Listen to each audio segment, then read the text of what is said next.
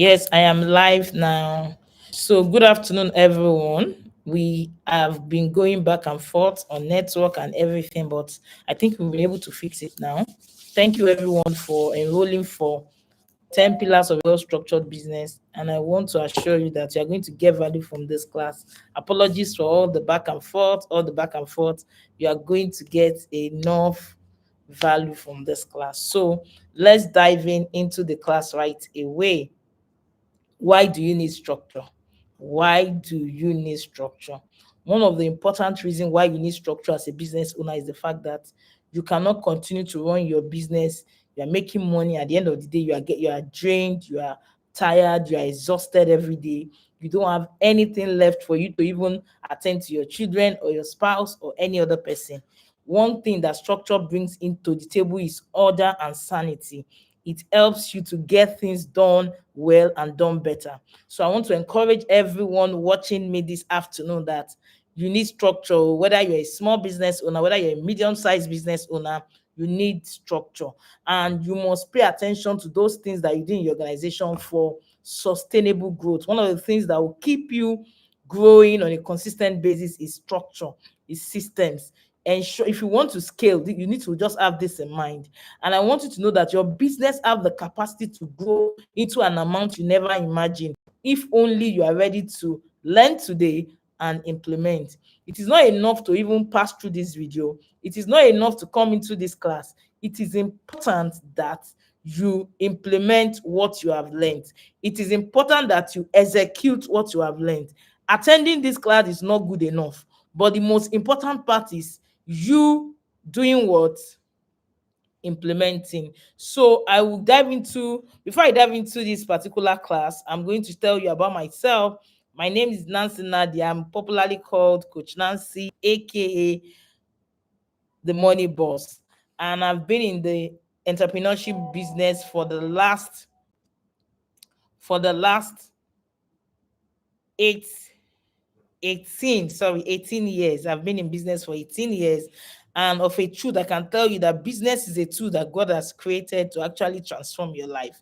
But if you have a business and you are not thinking of growth and you are still thinking of just survival, you cannot really help yourself and you cannot help your generation and you cannot truly even help your own children. You cannot even truly help your own immediate family. So I want everyone listening to me this afternoon to take their mind off survivor. A lot of people run business based on survival mode. I just want to run business so that I can eat, so that I can do this. No, you can run your business with a wealthy mindset. One of the things that I'm going to embed in you, whether you like it or not, is that you can be wealthy doing any business. You can be wealthy running any business. And we have stories of people that we met that were not doing, that didn't have any, in short, their business was not like going anywhere. But today they are doing tons of millions. And these people are people I met on social media. I met them on Instagram, not that I knew them somewhere before. So what am I saying? As you are in class, take a pen, take a paper, and start to jot those things that resonate with you as I begin to share for my slide. And if you're just joining, apologies for the change in the link. Oh, YouTube was strange to me, but I just said, let's go on YouTube and do this class. I realized that I'm struggling with a lot of things because I'm not that techie person. But I thank God we've been able to get to a level where we can teach and just teach. And if you're just joining in, please understand that implementation is more important than anything. And as we dive into structure, I want you to write your questions down towards the end of the class. So I'm going to give 30 minutes to quickly take question and answers. And if you have any pending questions, you can drop them in the comment section. And I assure you, God is going to meet you at the point of your business need today. Because let me tell you, those who know rule over those who don't know in any industry. If you're among those who know in your industry, you'll be in the front. Those who don't know will be behind. Let me give you a few brief about my telecom business. I had my telecom business 18 years ago. I came into telecom. I became known in that industry, and some people have been there before I came. I think they started when the real telecoms came into Nigeria. And some of them will now become loyal to you because you know the ability. The new money now is actually knowledge. And I want to appeal to everyone listening to me, whether it's free, whether it's paid, get knowledge. There is something knowing will do for you. If the way I sit here now, I don't believe that any business I venture into will not succeed. So it is a mindset thing. It is also a knowing thing. The fact that I've done my telecom business from 600,000 the year I started, I move it into multiples of millions. I do turnover of billions, 1.2 billion in a month. So have a big mind. Have the mindset that I can be the next Dangote. I can be the next Alakija. The truth is, you can be, and the only way to be is becoming. And becoming is learning, understanding that, oh, what do I need to do? And I want to also quickly clear this part that whatever you are struggling with right now in your business is a function of the fact that you don't know enough in that thing. Don't sugarcoat it. Don't fight with your growth. Don't fight with your success. The fact that, oh, at this point, I'm not doing this thing very well. I'm stressed with this thing. Understand that you don't know it. And see, sugarcoating is going to take you to a place where you don't like. But when you tell yourself the truth, it will help you quickly seek for solution. It will help you quickly know, okay, what do I do about this thing? So as we go into our topic today, which is 10 pillars of a well-structured business, understand that any business that is not well structured is losing money. It has tendency to collapse anytime. Like I tell people, no matter how much money you are making, if your business is not structured, you have a job, not a business.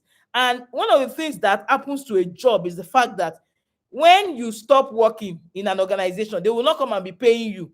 If you resign from any of these big multinationals, or maybe you're working with MTN, you now resigned last month, will you go and collect money in MTN? No, your earnings are stopped as you have resigned.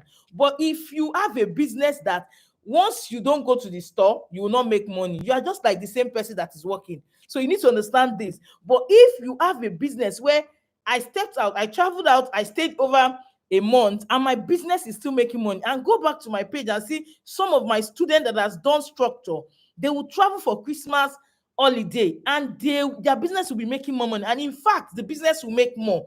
That is when you know you're a business. And I also want you to understand that most of the business owners in Nigeria today are not entrepreneurs, they are self-employed. You are a self-employed person. If the fact that if you step out from your business, the business, they will be calling you, they will be sharp, they will not be able to get things done the way you want it to be done. You are self-employed. That means that business still relies on you. Without you, that business cannot move forward. You have to get to a place where your business can run without you, because that is where the real wealth is. That is where the real money is. And that's the essence of you understanding, oh, what is the 10 pillars of structure? Why do I need to know these 10 pillars? So that you can get your business order. And I also want you to understand that order is the first requirement for growth. If you want growth in anything, you must put in order. If there is no order in that thing, you cannot grow. It cannot scale. Understand this thing. I see a lot of people say, oh, Coach Nancy, I don't need to structure now because my business is small. Oh, Coach Nancy, I don't really need to structure now because I am very busy. Because I'm very busy to document my process. I'm very busy to go about the structure. And if people come, oh, I'm not big, so why do I structure my business? Let me tell you, anytime you think you don't need structure because of any of these things I've said, that means you are saying, I don't want to grow. I don't want to be big. I don't want to be rich. I don't want my business to be more. That's what you are saying. You are just categorically telling me that, oh, I don't want more, because the essence of structure is to tap into more opportunities. It will ensure your business grow on a consistent basis. Your business grow business-wide, financial-wise, on a consistent basis. You now saying, I don't need it, due to whatever reason you say you don't need it. I'm telling you, you are shortchanging yourself. You are shortchanging your business. Structure will bring a lot of things. A lot of business owners. And there was a time I researched about business owners. I realized a lot of business owners are having what ailment or the other. Is that one person having hypertension? The person is holding pills. The person, because we do too much. We carry too load on our head. You can divide these things with your systems, and you don't have to be in the store for things to be done right. You don't have to be there for people not to steal. You don't have to be there for a lot of negative things that comes with you being scared about leaving your business or your staff not to happen. So I've said a little about myself, and my mission actually is My mission actually is to run a wealthy business that operates with or without the CEO. My mission is actually to raise wealthy entrepreneurs. There's no how you can go through my structure class and not be wealthy. There is no how. There is no how you can go through my structure class and not go financially. There's no how. So if you know you don't want to have money, if you know you don't want to have peace of mind, if you know you don't want to have a business that gives you time to do other things, then this class is not for you. But if you know you desire all those things that I've mentioned, then stay tuned in this particular class. So also, before I go into my presentations fully, I want to quickly ask you some few questions. Take your pen and write them down. Answer it yourself. Answer it in your books. Take a pen, take time and answer them. And I know they will do you a lot of good. If you want to succeed in life, you must answer these following questions before you embark on any project or even any business. Number one is, what is your goal or aim for this thing? What is your goal or aim for these things? Like I always like to tell my students, I am a very pragmatic person. I do anything I do with reality. I don't know how to form anything. I like practicality, because if you teach anybody book knowledge without practicality, they will not be able to implement. Now, if your goal is to make money, that's why you start a business. I want to assure you, you are not in the wrong place. I'm not part of those people that will tell you, you don't have to, it's not money. That is what you want, fine. There are different reasons why people go into business. So people go into business to fulfill their dream, fine. So people go into business because they have passion for the business, good. So people go into business because, oh, I want to have money, I want to live a better life. So people go into business because they want to enhance humanity. See, no matter the reason why you start your business in any of those four categories, you will still at the end of the day get to a place where you want to enhance humanity. And I'm talking from experience. Okay, fine.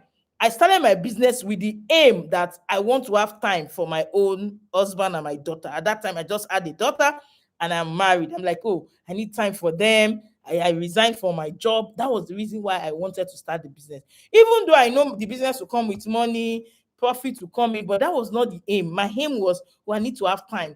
And because I need to have time, let me look for a business that I can be doing at my own time. Not knowing that business will require me more work, that is 24 hours. It's 24 hours tax that business is. It's even easier than job. You know, when you go to the office, if you resume by 8, once it's 6, you have closed. But business, you are working in the night, you are working in the midnight. So I realized that. But at the tail end, after 10 years of running my business, I've made so much money. I've been able to achieve a lot for myself. I bought a lot of things for my family. I've done a lot. I did a lot. Some of the things my mom, I surprised them. I've done a lot. I got to a stage where I asked myself, what is the next thing? And I went for, because I'm a Christian, I had to go for prayer and fasting. I'm like, God, I started feeling unfulfilled at that point. That what is the next thing? Now I've had money. Now I've made this money. What is the next thing? I prayed and the Lord told me, go and teach people how I took you from nothing to something. Go and teach. And the truth is, at the point I was starting my business, my aim was not to teach people. My aim was not to impact people. But I still got back, because the truth is, whatever your aim is, if that aim is not embedded in what God wants for you, you will, after you have gotten it, you will need more. That's what I'm trying to say. Okay, I've made the money. I now have enough. I now needed more. And I started praying. And God gave me the vision. Go and teach. And that was when I started teaching. It's going to be about 8 years ago now. I started teaching officially online, to ensure I teach people, to ensure they come out of obscurity, to come out of lack, to come out of not having. Because if you are a business owner and you don't have money, I'm telling you, something is wrong. If you're a business owner, you're not making money, something is wrong. Some of us feel that, oh, I can either sit down and not be making money and sit down there and just be cool, be chilling. You are wasting your time and you're wasting your life. If your business is not giving you the results you want, and you did not go ahead to look for solution, and you sit down, do you know that you can change your story in just 3 months? Do you know that you can change your story in just 2 months? Do you know that you can change your story in 1 month? Now, not having the right information can keep you behind for a long time. So I'm going to be sharing a lot of stories of people that they will say, coach, assuming I have not taken that decision, I will still be where I am. I got a text message from one of my students. I woke up in the morning, I saw a lot of 500,000. Coach, I just want to bless you. I know it's not too much, it's not enough. I just want to bless you. My business has transformed. Coach, can you believe that in the last 6 months, I have made 47 million? Who am I?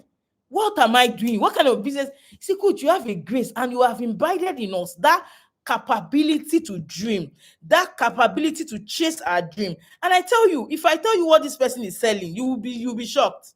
If I tell you what this person is, you will be shocked. And this is not the first time she's sending me 500.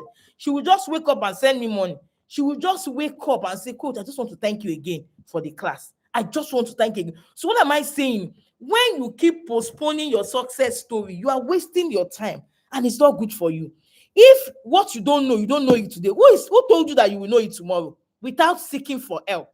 I'm appealing to you because even me as a person, I've enrolled for some of my coaching, with some of my mentors, and I realized that thank God, Nancy, that I took this step. If not, I might know and what you know. Let me give an instance. If what you know is from between 1 to 100, and you are in number 4, or you are in number 10, or you are in number 20, there's still people in number 100.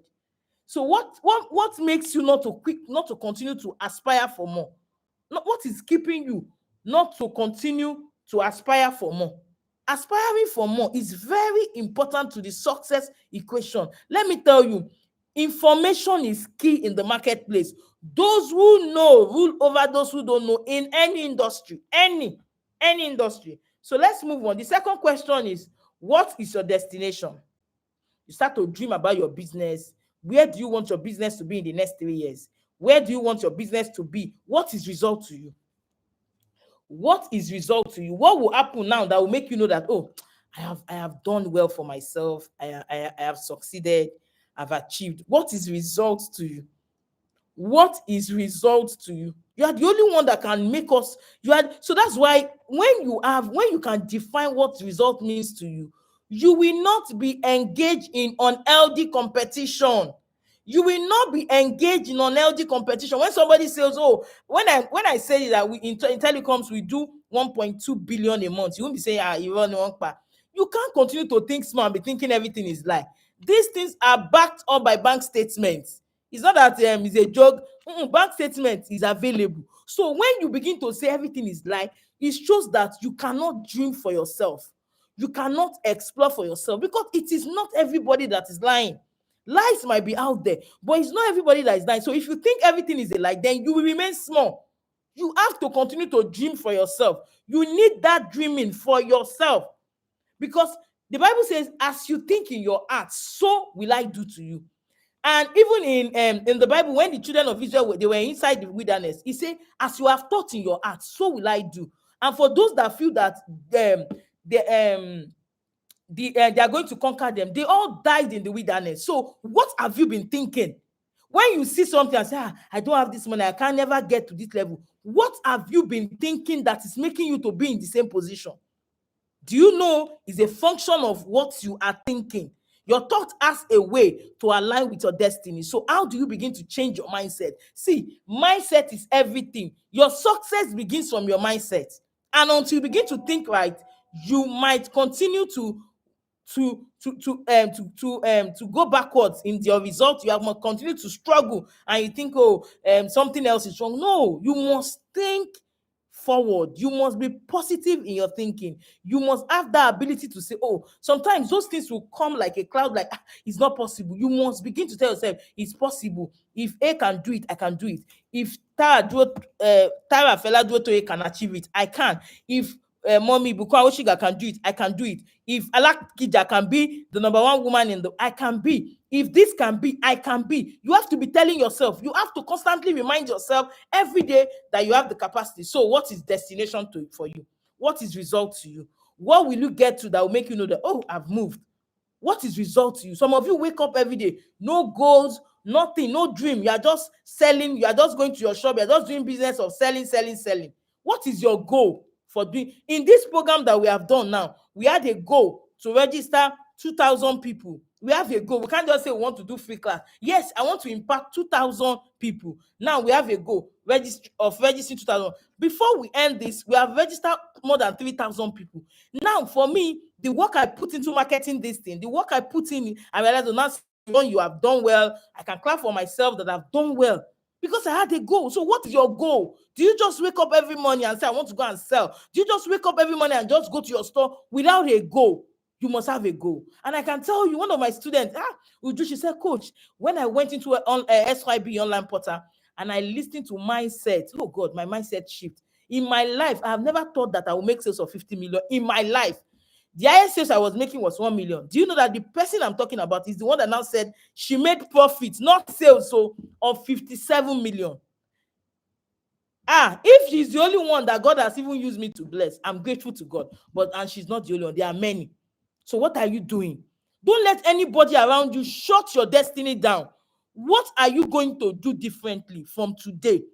Take your paper now, your book, and cross it into things and write what I'm going to stop doing, what I will start doing. Because nobody is going to do it for you. You have to do it for yourself. Nobody. Government will not do it for you.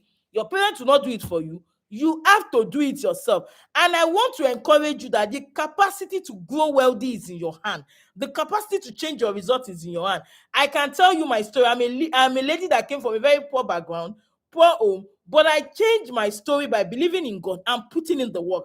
And today I can tell myself I'm successful. I don't need anybody to help me analyze. I know I'm so. I've done business and I've made money doing business, good money. And one of the things it does for you is if you do a small business, you make money, you have encouragement that, imagine, I started my business with 600. In 1 year, I made it 3 million. I had encouragement. That means I can make 10 million. That means I can make 20. I got 200 million. I said, that means I do 500 million. I got there, I can do it. Let me tell you, this thing don't come by you think that you need good mentors that have passed through that journey that can constantly cheer you up to say you can do it. You can do it. You can do it. You can do it. Because let me tell you, even a lot of people around you might not be able to share you up.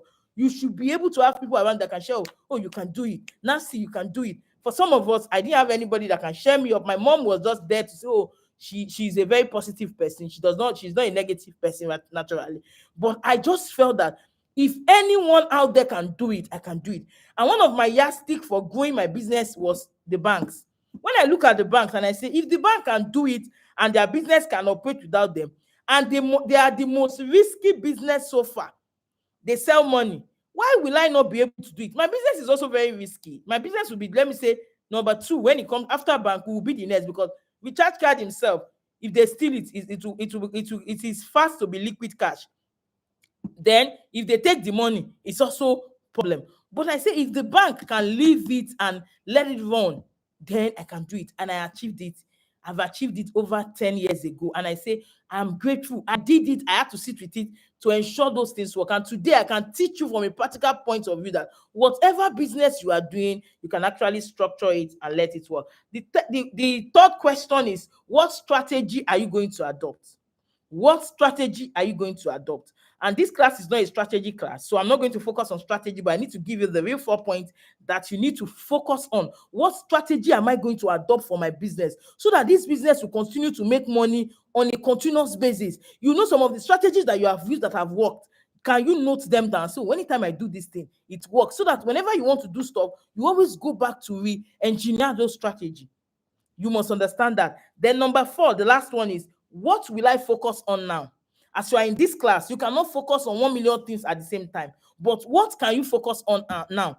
Okay, what stage is my business? What exactly is that stress, that thing that is really giving us so much stress in this business? Which area can I focus on now? Which one will I focus on later? Before you know it, let me tell you, one of the reasons why you need to drill down on what to focus on is the fact that you can mark your result and say, oh, I did well.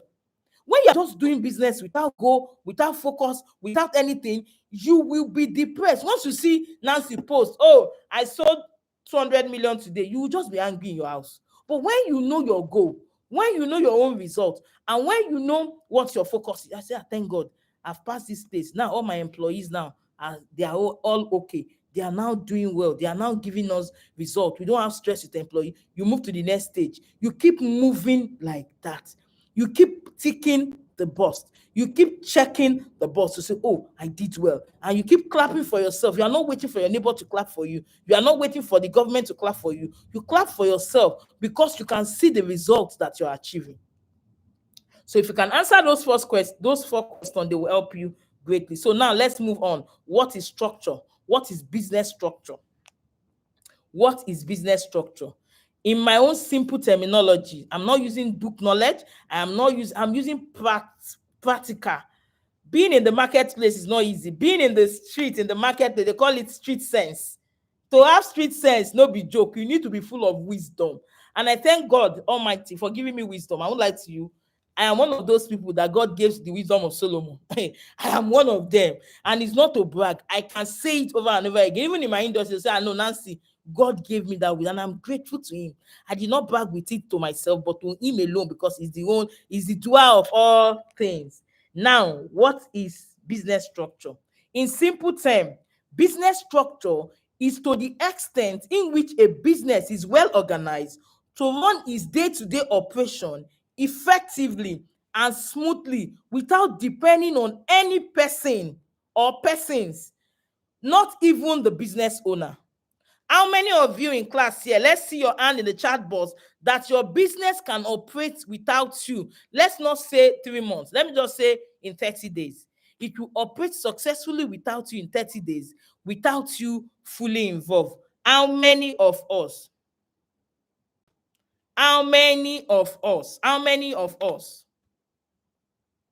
How many of us? Let me see your chat box. How many of us? I want to know.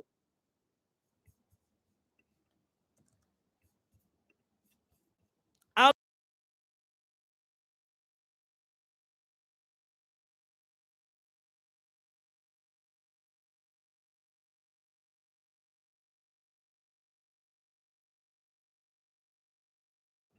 So how many of us can our business operate without us in 30 days? Do you know that if you cannot make your business to operate with you in 30 days, you are also not following the law of God to make you wealthy? The Bible says God has created us to be able to produce, that's have a business, have a product or services, reproduce, replenish, fill, dominate. If you don't have structure, you cannot have these benefits. If you don't have structure, you cannot have this benefit. It's not a function of, oh, I'm making money, I have money in my bank account. No, if you are sick today, if anything happens to you today, that money will start to diminish. No matter how much you have, if there are no structures, no systems, that money you have will start to diminish. We knew a lot of people that were big before. They are no longer in that industry, and they are phased out. So having money is not enough. You need structure, because if you don't have the structure, the system in place, your money will start to diminish. Your money will start to, let me tell you, any money, no matter how much the money is, whether it's 1 billion, whether it's 1 trillion, if you are not making more, if you are not making more on a consistent basis without your effort, that your business cannot make money without you involved in it, let me tell you, you can still be broke. Understand this. Is not a, you can still go back to being broke. So understand the fact. When people say, oh, I have money and my business is making you need to have a system where those things can happen without your involvement. And if you have to involve in it, then you don't have a business, you have a job. Because anytime you are no longer on the payroll of any organization, you can never get salary. But as a business owner, whether you are on the payroll of your business or not, you will get salary. You will get salary. You need to understand this. So let's move on. I hope that is very clear. So when we talk about business structure, book knowledge is how systems are built or fixed together for a predictable outcome. When you have system, you can predict your income, you can predict your staff, you can predict that all these things that staff does, the staff does not, they will not just come again, they are not working, they are just resigning without notice. All those abnormalities that employee do. When you have structure, there is predictable expectations in every area of your business. You can predict your finances, you can predict your employees, you can predict your customers. Yes, I said it. You can predict your customers. So when it comes to structure, it helps you with the ability to predict. And when you predict, you can plan. When you predict, you can plan well. And you can even improve on your result because you can predict them. So, and with structures come systems. Anytime you hear structure, you will constantly hear systems. So what is systems? System is a way in which part of processes, procedures are put together, well arranged to bring out a particular expectation. I'm going to break it down a little for you because this might be just as I've explained it there. And I want us to understand that for you to have a well-structured business will give you these three important benefits. A well-structured business, these three important benefits. Number one is leverage. And that leverage is maximum productivity with minimum effort. Maximum productivity. Your team, they will bring out so much results with minimum effort. Your effort will not be as much as before. Then the next one is productivity. Maximum result with a minimum time. Your staff begin to do better. They begin to chunk in better results. Maximum productivity with minimum time. So because everything is set up, everybody knows what to do. Before we know, we are done. Before we know, the result is out. And that is what every business ought to be. But what do we see in the marketplace? Something totally different. And the third thing is freedom. Freedom of time. Freedom. A lot of us, we are glued to our business. You can't even go anywhere. You are married to your business, not because you want to be married to your business, because there are a lot of demand calling on you to be. One is the fact that if I step out, these girls, they might steal my money. If I step out, they won't attend to customer well. If I step out, they won't do it the way I want it to be done.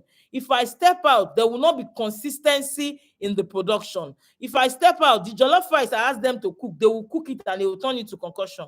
All those things are what structure can fix for you. And for some of us, if I step out, these people, they will be rude, they will not attend to customers well. Freedom. Those things are holding you back from not having your life, from not having time for your loved ones, your mom, your father, your aged parents, your children. In this age where we have so much negativity flying around the internet, you don't have time for your children. But with structure, freedom, structure comes with you. And what is freedom? Maximum leverage with minimum stress. Maximum leverage. You are still making money. You are not stressed. You see, people said, there was one lady on my page, her name is Dr. Sheyi. She said after the structure class, she traveled to Dubai and stayed 1 month and nobody disturbed me. That statement, I loved it when she said it. He said, "Cool, nobody disturbed me." Because you have put in place what will make your business work. So we must understand these things. We must all understand these things if we truly want to have a business that will outlive us and make money and ensure that people, you will be surprised. What I teach, not because I have experience. In short, 90% of them, 90%. I'm just trying to be a bit like careful so that you don't say 100%. I have experience, so I share from experience, not book knowledge, not anywhere. Experience, things that can help you scale, succeed, and things that you need to avoid that can pull you back. So your main duty as a business owner is leveraging on other people's time, resources, energy, strength, gift, talent, money to increase your productivity. That is why you are hiring people. When you want to say like, no, it's not about, you are not using anybody. That is it. It's leverage. I don't want to use the word take advantage because it looks evil. But your main duty as a business owner is leverage. Leverage on other people's time, energy, resources, strength to make you do more. So you must be able to understand this thing. If you can understand this, I'm telling you, you will move to next. And I want you to understand that no growth process is sustainable until unless your business is structured. No matter how far you have gone, no matter how much growth you have, it is not sustainable until and unless there is structure in place. To structure your business is to make the outcome of your business predictable. That means you can know what your staff will do. When your staff is supposed to absent, you can know what they can do. When your staff is supposed to do this, you can know, to make your outcome predictable. That is the essence of structure. And you cannot truly maximize your business potential without a solid business structure in place. You cannot truly maximize your business potential without a solid business structure in place. So for you to actually maximize your business and truly enjoy the benefit of your business, you need to actually make sure that you have structures and systems in place. So what is the 10 pillars of a well-structured business? Let's quickly go through the 10 pillars of a well-structured business. Then we can run through it, because I don't want us to stay more than 2 hours in this class. Almost 1 hour is gone already. So now, the 10 pillars of a well-structured business is this following. Number one, the first pillar is the CEO pillar. The first pillar is the CEO pillar.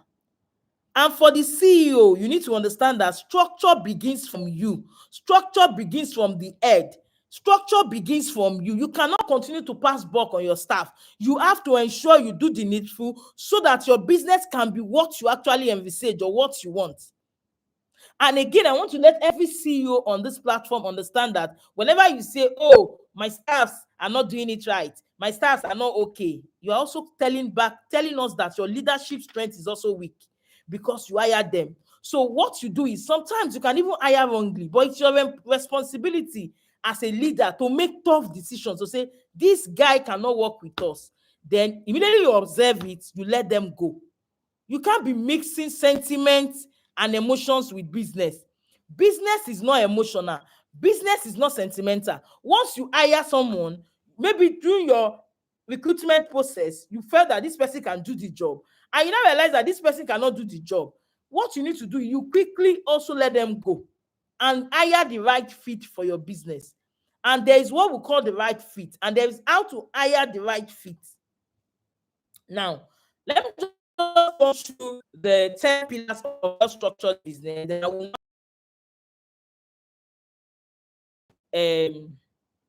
into I will now pick the ones I can explain, because let me tell you, this particular structure class cannot be fully taught in a day. Even though we start from 12 to 12, we can't finish it. Our structure of business with his class takes 8 weeks. 8 weeks. So, and most time we give them extra weeks when we don't finish. 8 weeks. Imagine a course that you're going to take for 2 months. How do you quickly teach it in one day? I'm going to try as much as possible to concise them and make sure that you get something very valuable today that you can implement. But the truth is, we can't teach structure in 2 hours. We can't teach structure in 3 hours. The main thing, which is the 10 pillars, I can quickly share the 10 pillars with you. I will also need to break some of them for you so that you can actually go back and implement. I can't teach you structure in 2 hours. SY structure your business with it is an 8 weeks intensive coaching. Every week you come to class, learn, go and implement. You come the next week, go and implement till we finish for 8 weeks. So coming to this class is just for me to let you understand that, oh, take the 10 pillars, understand what your structure needs. These are the path. Then I'll look at the top 2 or top 3. Then I'll break that down for you very well so that you can at least understand those ones and start implementing. And I assure you, you'll never remain the same again. So let's go ahead. What are the 10 pillars of a well-structured business? Pillar 1 is the CEO pillars. The CEO has a big part to play for the structure of the business. If you don't uphold your standard, your culture, it cannot work without you. As a CEO, there is a lot that lies on your table. Communication is key, and it comes from the up down. So there is a lot. And again, as a CEO, you must understand that you must develop the capacity to have these 2 characteristics: empathy and discipline. Empathy and discipline, and they must not supersede each other. The 2 of them must come to your business in the same measures. They must not supersede each other. You must have empathy and you must have discipline. And that is why policies are very important, because they help you. The right policy with the right ingredients are very important, because they help you to exhibit your disciplinary characteristic and the empathic one, because the handbook that we have on SYB, that structure your business with ease of portal, you once you are in that portal, you pay, you edit and use it for it. We have already factored into it. I call it the double-sided love. The double-sided love, because God also treats us in a double-sided love way. God is very, very empathic with us. God is empathic. Is also, God is also, he also disciplines us. That's why he says, if you don't do this, you go to hellfire, and if you do this, you go to heaven. So the same thing with you as a CEO. You must have that attribute of double-sided love, and also what I call discipline and empathy. Number two is the product pillar. Number two is the product pillar. How do you your product that it is irresistible to your customer? It is totally your job to do. You start it, then you can now begin to bring in people to assist in that area. But you as a CEO, you must understand, what does your customer want? What do they want? How do they want to be served? Then you package your product to solve those things. That's the product pillar. Then we go to the customer pillar. The customer pillar talks about, how does customer want to be served? What are the 4 important things that all customers are looking for? Your customer is looking for value. Let me tell you, if value supersedes price, they will constantly buy from you.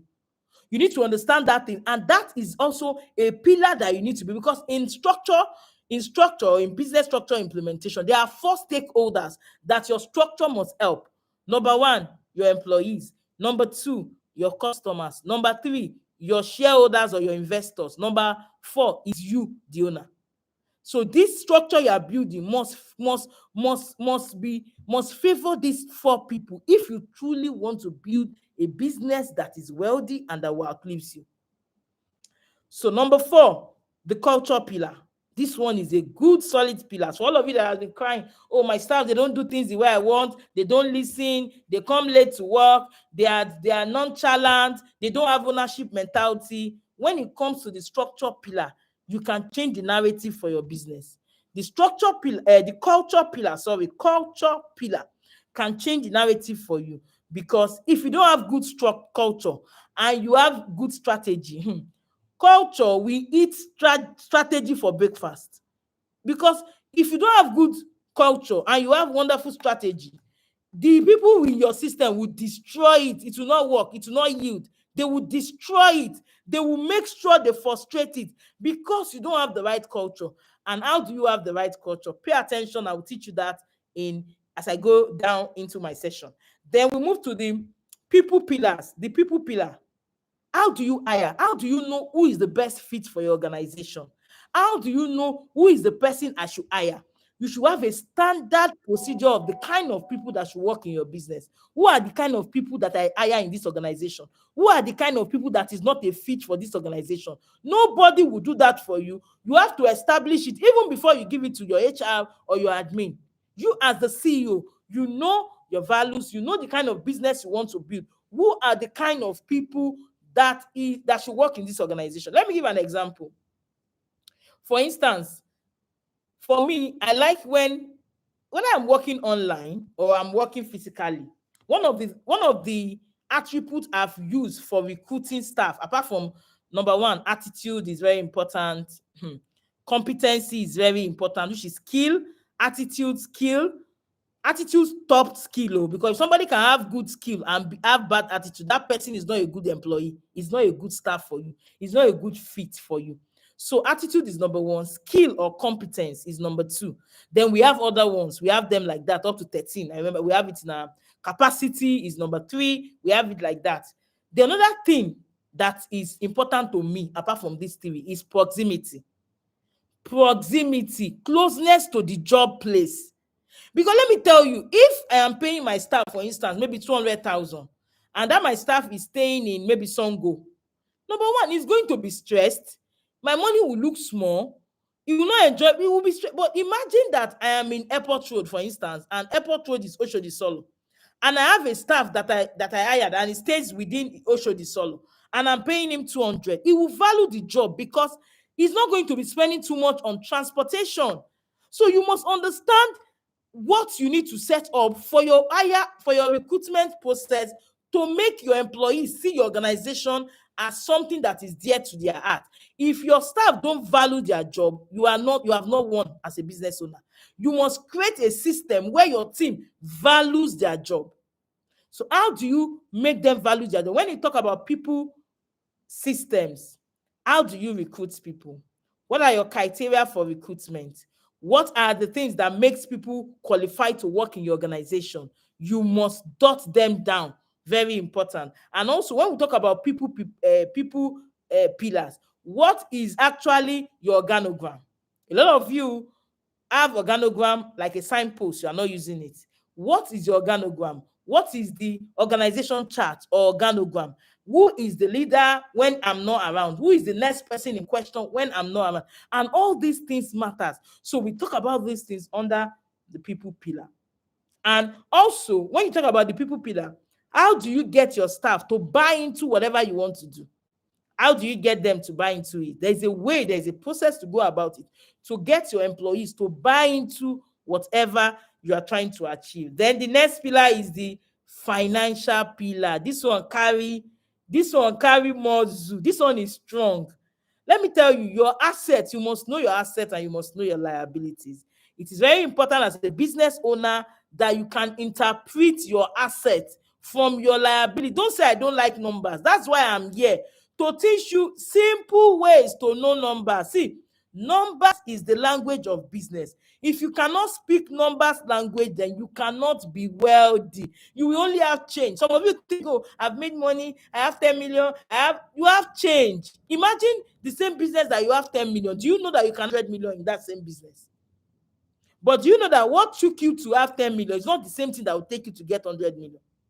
That's why you see that a lot of people get stuck. What made you to get to 100 million? It's not the same thing that will take you to 500 million. It's not the same thing that will take you to 1 billion. So that's why you must constantly learn.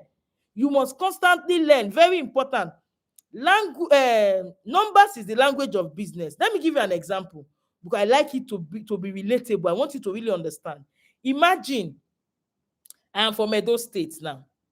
And if all of you watching on this platform, none of you understand Edo, you guys are just maybe Yoruba or Igbo. Let's just assume for purpose of this example or this illustration.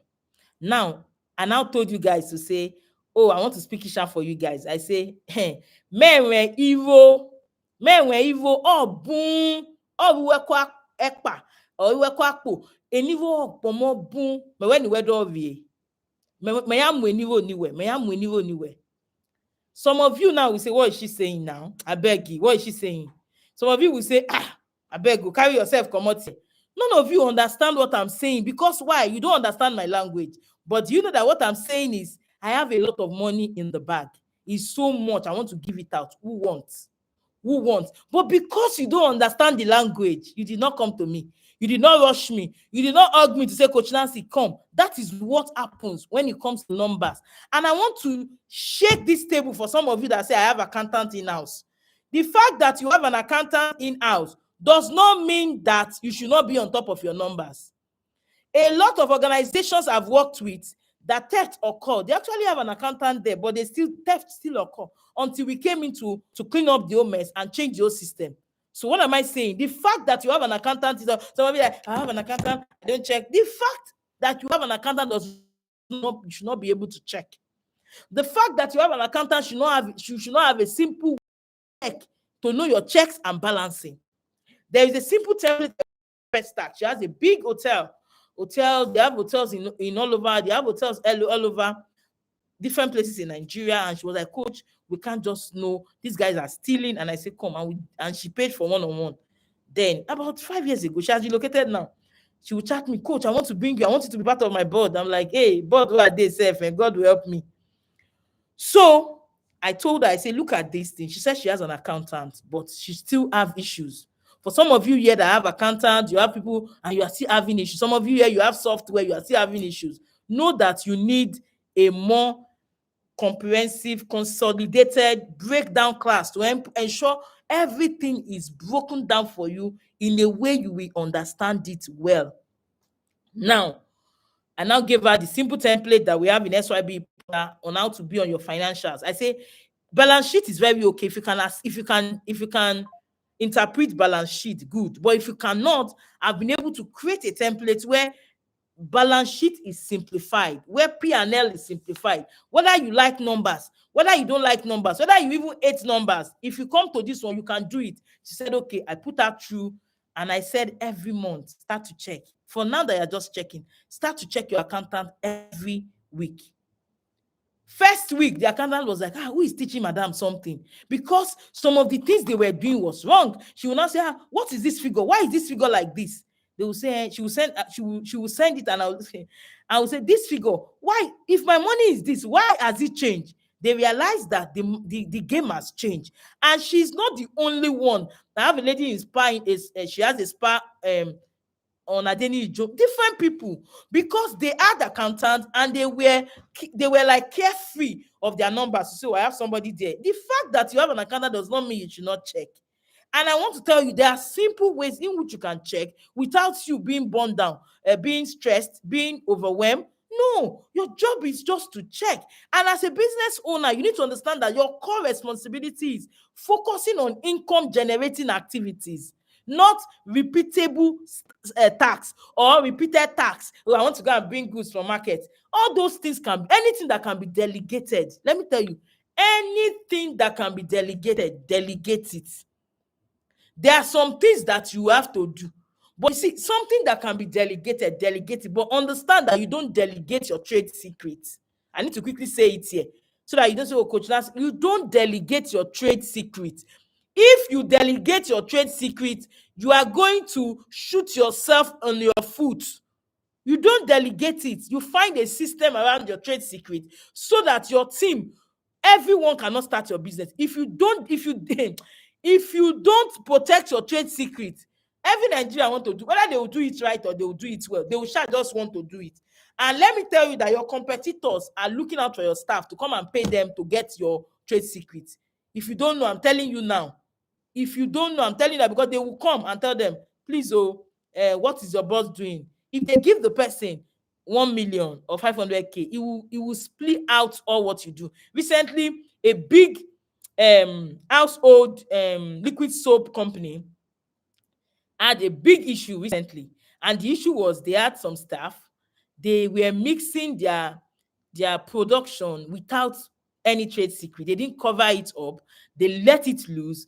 So one of their staff got an offer for a new brand that is starting soap company, and these guys went ahead and copied all their all their production process, all their everything, and the product is the same. Why these people are offering it as a lesser price? Because they are new in the market, but the product is the same.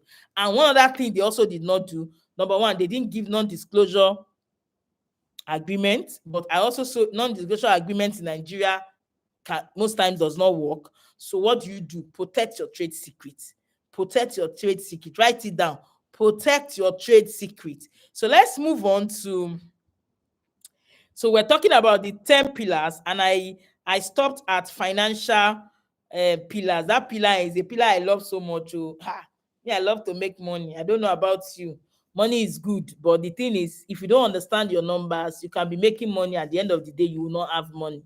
There are some people that they've made so much money in the last 1 year, but now they are broke. There are some people that if you look through their statements, money comes in all the time, but they are broke. But in our course is loaded, though, I won't lie to you. We'll teach you on how to calculate your ROI, return on investment, for your business. It's not only for investment. You should calculate your ROI for return on your business to make better decisions. And you need to be on top of your numbers, because you need your data to analyze what strategy, which area are we going to focus on, which area is money is going to come from, which part of our business is doing well, which part of the business should we focus on. All those things are very, very important, and you need to pay attention to them. Now we move to the next one. I can't say everything. I would like to you. Financial pillars, we actually take it twice. Financial pillars, we take it twice in SYB, 2 times. We can't even do it in one. 2 times, because it's so loaded. There's so much to learn. There's so much to learn. And also there's what we call how to set audacious goals for your business. How to set audacious goals for your business, because let me tell you, If you are not setting goals as a business owner, you can't really go ready. Money will come to you in a mysterious way and it will leave you in a mysterious way. It will come to you by mistake and it will leave you by mistake because you don't have a goal, you don't have anything you're chasing, you are just doing it and it happens, it will just happen by mistake. Tomorrow is gone. So you need to understand that. Then we'll move to the next pillar, which is the tools pillars. What are the tools that you need for a well-structured business? What are the tools that you need to add to make sure that these things are working? And even though I'm in UK, I can know what is happening. Even though I'm not available, I can understand what are the tools that you need to use, you need to adopt, you need to start using. That's the tools pillar. Then we'll go to the system pillar. The system pillar talk about the processes, the procedure. How do you simply, easily document your process? How do you also use system to easily circulate your process? And that when your staffs have left your organization, you can still withdraw those processes from them. It will no longer be with them. Those are things that will open your eyes to structure your business class, which is SYBE. Then also, we move to accountability pillar. You cannot have a well-structured business without being accountable. You have to hold your teams accountable. You have to have a system where you are held accountable. Nobody is really holding you accountable, but the system is holding you accountable as the CEO, because you must understand what we call the entity structure or the entity concept in accounting, that your business is separate from you. You cannot continue to mix your business money and yourself together. You are a separate entity from your business, which means that you must be on a salary. How do you determine your salary? How much is your salary? And I want to let you know that no matter how small, big your business is, there are parameters to determining your salary. I've worked with people that their salary is actually $5,000 a month. I've worked with people that their salary is 5 million. I've worked with people that their salary is 250. Their salary is 500K, 300, depending. You can't just wake up and say, I will just be taking 100,000. No, you can't just wake up and say my salary is. No, there is yardstick for knowing. If you don't follow that, see, you cannot underpay or overpay yourself in business. You must pay yourself based on the strength of your business. And that comes with parameters that are in shape that we have put in place to say, okay, based on this, this is what the outcome is.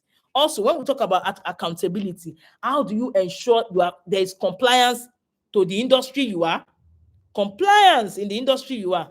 Compliance to taxation, you know it well. Not that the tax person is telling you what to do. You understand what to do, that when it's time, you are going to tell your auditor that, no, please, do it this way. This is what I want, because you have studied it. And I want to tell every business owner in Nigeria that tax, when they come for you, you will be jittering. Because this government has said they are looking for how to make money anyhow. And one of it is taxation. So understanding the knowledge for yourself before they come, it will save you a lot. We have it loaded in SYBE. Taxation as a business owner, what do you need to know? We have it, we have the slide, we have everything there. You can sit down. When you forget, you go back to the portal, check it. You need it. You need it. Then the last pillar is actually evaluation pillar. For every structure to continue to grow, to continue to work stronger, you must continuously improve on those structure. And how do you improve on those structure? You improve on them by evaluation. So now I've mentioned the 10 pillars of structure, but I want to look at which one should I break down, because we don't have time. And like I said, we cannot take all this course in 2 hours. SYB is about structure your business with ease course is about 8 weeks, 8 intensive learning. But I assure you, your life can never remain the same. And in what I've taught so far, if you have any questions, please drop them in the comment section. Drop your question. I like to answer questions, because when people are confused or they are not cleared and you can give them solutions to that questions, it becomes more easier for them to implement. Because for me, I'm a result coach. I like that when you encounter me, even though it's 1 or 2 things you implement and you see results. I mean, whether it's free class, I don't mind. I want to pour out myself to you. But the truth is, structure cannot be fully delivered in 2 hours. Structure is there is so much to learn in structure. But the truth is, if you truly pay attention and learn it well, your life and your business can never remain the same. You will continue to grow into an amount you never imagined. I remember a lady sent me, she said, Coach, don't call my name online. Coach, do you know that I have done 300 million profit in the last 2 years after SYBE? And some of you will just be hiding my testimonial. It's not fair. Oh. Why you people hiding my testimonial now? Give me this testimonial. Let me put it on my page. Ah, coach, people will chase me. And people will beg me money. I say, okay. The fact you told me and you can let me know that I don't want you to share it is fine. I can share it without calling your name. But there are some, those ones are my real, they are my real people. They'll say, coach, share, because I remember I was suffering, I was crying when I met you online. And today my story has changed. So I need you to also, and I want you all to understand that it is not about saying I don't want to share, it's about the ability to pay it forward. Somebody is currently in need of what we are saying now. The person is crying, the person has cried to God severally, he's saying, I need help, what can I do? And somebody has result. That's why I love when I watch NSPPD, they will say, Pastor Jerry will say, there's this word in the Bible that the 10 leopard, the one that came back, they were made whole. And it's the truth. If you have results from this class and you cannot come back to say, oh, coach, look at what God has done, look at it, oh, I've gotten this short. You need to be whole with this testimony so that the testimony does not run away. By coming back to give feedback to who has taught you. I'm telling you, it's a good thing we have to imbibe. And I'm telling you, it's not to make anybody feel bad, but it's the truth. And finally, on this particular statement, learn to pay it forward. Whatever you have learned in this class, you know that some people need big time. Pay it forward. Share with them or tell them, oh, there's this coach Nancy that can help you. You are going through this. Pay it forward. Share one, two, three things that you have learned and say, oh, this thing can help you. Why not do it like this? Pay it forward. Don't be selfish with knowledge. Don't be selfish with what you have known. Learn to pay it forward. So let me just, for the purpose of reiterating, let me just run through the 10 pillars of a well-structured business again. The first one is the CEO pillar. The second one is the product pillar. The third one is the customer pillar. The fourth one is the culture pillar. The fifth one is the people.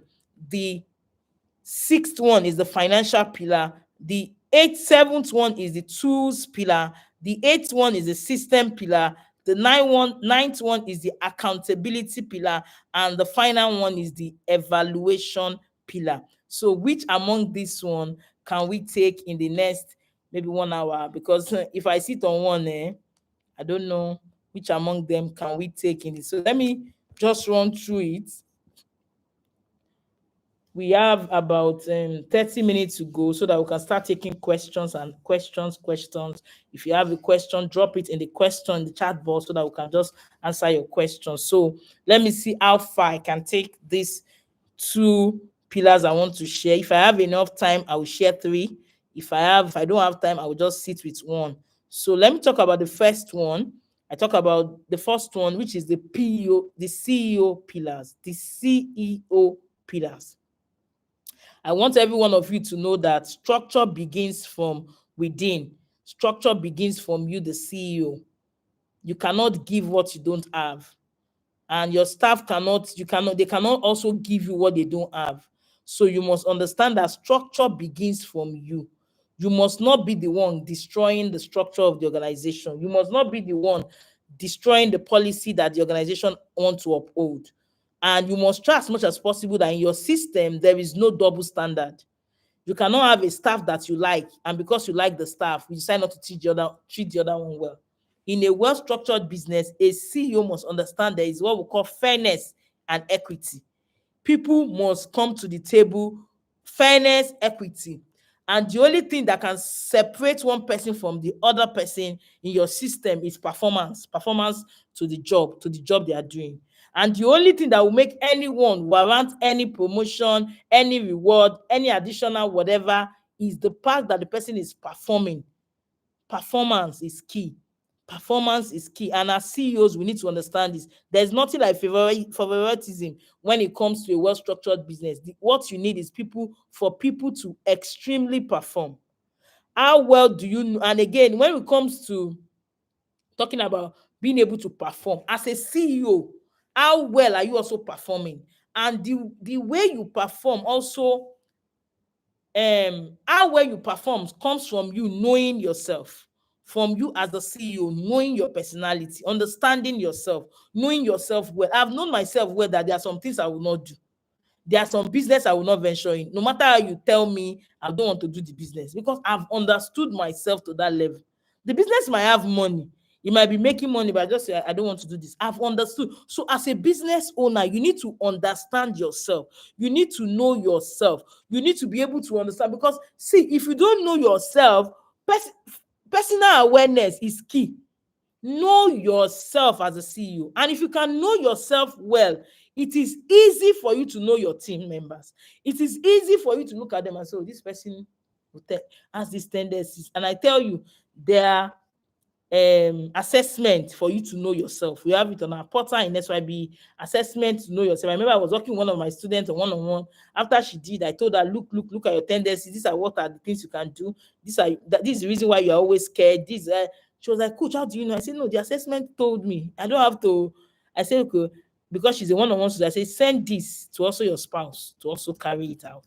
It will help your marriage. It will help your home. See, one of the reasons why a lot of people are not progressing in their business is the fact that they don't know themselves. Know yourself very well. That once you know yourself, you know that I can't do this. No, I will not do this. Because knowing yourself help you to boost your self-confidence as a CEO. Know yourself. Know yourself. You have to invest in that part of you to know, okay, this is me. And you have to know yourself very well to even be able to create the culture you want. You are not creating culture because of Nancy. You are creating culture based on you. There are some things based on you. Your business will totally take shape of your personality. So now when you know what you want, so I know what I want. Even though this is part of my personality, I don't want this also in my business, because I have these tendencies. So you sit down and begin to say, okay, this is what I want. Then when you know yourself, you know your value system, you know your values, then your values can help you shape or set your boundaries. When you now know your boundaries, then your boundaries can be inculcated into your policy, so that you don't get your staff to get you to be sad or to be. So let me give an instance now. When I carried out personality assessment, I realized I'm a very speed person. So in another way, the assessment brought the result in a negative way, but I decided to re-establish that particular result to me in a positive way. So it is important you understand these things. If not, you can just be depressed. So after running through my personality assessment, one of the statements, one of the recommendation to me is the fact that you are an impatient person. Yes, truly, that word looks so negative, but now I have to turn it into positivity by saying I am a speed person. I don't like delay. I like fast. I like things to be done fast. So now it is your responsibility to react to those personality reports in a way it begins to work in your favor. And that is why you need to know yourself. And one of the things that has helped me to do is, in my early days, when I give my staff tasks, I'm like, do you know I can give you tasks now? I'm like, hello, are you not done? Maybe I gave you the task in just like 30 seconds ago, and I'm saying, are you not done? And the person is like, why is boss asking now? Me, I'm like, you are slow. Whereas I'm the one that is too fast, not that the person was slow. So when I knew that there are some patience I'm going to deal with my staff on, I would say, Nancy, you are too fast. I beg, allow this person to rest a bit. Do you understand? But also when I'm doing onboarding for my team, I tell them I'm a speed person. I hate slow motion, because I'm letting you also understand me. Even though I understand that I can be patient with you, but sometimes it might not be there, maybe based on what I want to do at that time. So now you understanding me will also help you work with me better. I tell my staff, and I tell staff when I do staff training, I tell them, see, if you don't study your boss, you don't have wisdom. If you marry and you did not study your wife or your husband, you don't have wisdom. Read your wife as a book. Study your husband as a book. Read your boss as a book. That when it does like this, it helps you to deal with them better. It helps the relationship to be stronger. I know what I will tell my own husband to make him allow me to do anything. You now go and learn your own husband and know what you will tell him. My husband know what he will tell me that will make me to say, okay, I will allow you. Okay, let's do it. You have to learn your spouse. The same thing with every employee. Learn your boss. Study your boss. Study your boss. If you don't study your boss, I don't know what you are doing. Because you might have done so much in the organization that you need to be promoted, and you will just not be promoted because maybe you and your boss are just in opposite ways. So they are not seeing value in what you're adding. But if you understand your boss, then you know how to step it, how to work with this person. These are this person. Let me work. I'm telling you, your promotion is setting. Your speed is setting with every relationship that we have. Every relationship that we have. Now let's move on. So I want us to understand that we are still in the CEO pillar. Everything rises and falls on the leadership. Everything. Oh, my staffs are not good. Hey, they don't used to hear word. Staffs are wicked. Staffs are. Hello, sir. You hire the staff. Does it mean that you self you are not good, or you don't know what you want? So, like I told employees on my page, I said, if you are here, you can go through my page and just look through all the videos. You will learn a lot. We can't share everything here today. Sometimes the problem you have in your organization is not an employee problems. All those things that you are saying, employees still, is not an employee problem. Majority are leadership issues. If you can learn and understand the part you need to play, I'm telling you from today, employee issue will be because I used to tell people, will I use my money to buy problem? Yes, I might hire wrongly, and if I hire you and I look at you that you're wrong, it's my responsibility to make tough decision to fire you again. Yes. But now you have hired the wrong person. You refuse to fire her, and you're now shouting every day. Staffs are not okay. No, you are working, you are running your business with emotion. And business is not emotional. You don't make money with emotions. You don't pay salary with emotions. You don't pay your house rent with emotion. You don't go to the market to get diesel with emotions. You need to understand this thing. But the truth is, if you have a laid down policy and the person knows that he's on probation, and if within this period you are not okay, we'll tell you to go. There's nothing like I'm bad and weak. It's just, this is business. I don't know you before, and I hire you to come and solve a problem, and now you cannot solve the problem. Can you please excuse us? So you need to understand these things very well. You need to understand. So most times, like there's this particular author. It's called Gabab Emit. Also, I've forgotten that is the title of his song. He talks about it. He said, we don't have an employee problems. We have leadership challenge. Because an employee cannot, even though your staff wants you to do something, you cannot enforce it, but you can enforce it. So when you allow things to happen, whatever you allow, we grow. You can't now be blaming your staff for what you have allowed. You allow something, you are blaming the person. If the person cannot do the job well, analyze, evaluate the person, check it well, and say, sorry, based on this, you can't do the job, you have to go. The person might be saying, please, ma, you can't do the job. You want me to be shouting every day? I cannot use my resources to buy problem, and I will be complaining every day. That is stress on you. So it's better you let the person go and get a fit. Do you get a fit into your organization? That's another topic on people. You need to know what you want first. What do I want? Okay, I want a social media person, somebody that understands Instagram, that can post, somebody that can write content. So before the person starts, can you allow the person to sit down and write content very well? Now, you have somebody that have idea and the person cannot write content very well. Oh, if you can train the person, then you say, I want to hire this person, let me train the person. That's another perspective from hiring a skilled social media person. There are two different perspectives. Okay, I don't mind if I hire this person, I will train the person. Now you are aware that you can train the person, so you've opened your mind. But when the person claims to be expert and you did not know, and you think he can write, and you're not giving, you will be angry. So you need to just oppose and know, what exactly do I want? Do I want an expert in social media, or I want maybe a trainee or somebody that is still coming up that will still train? Then you, as a CEO, you need to define what you want. When you know what you want, then you know what you hire. But when you don't know what you want, how do you hire? Then when you know what you want, then you will now sit down and say, what exactly is the main core responsibility of this role? Then you ask questions in that line. Oh, okay, you have been posting before. If you post and what will happen? Because that is what you want.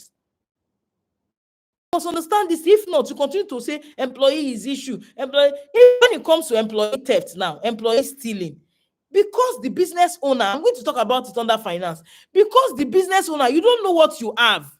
When you don't know what you have, they will steal and you will not know. You just be guessing.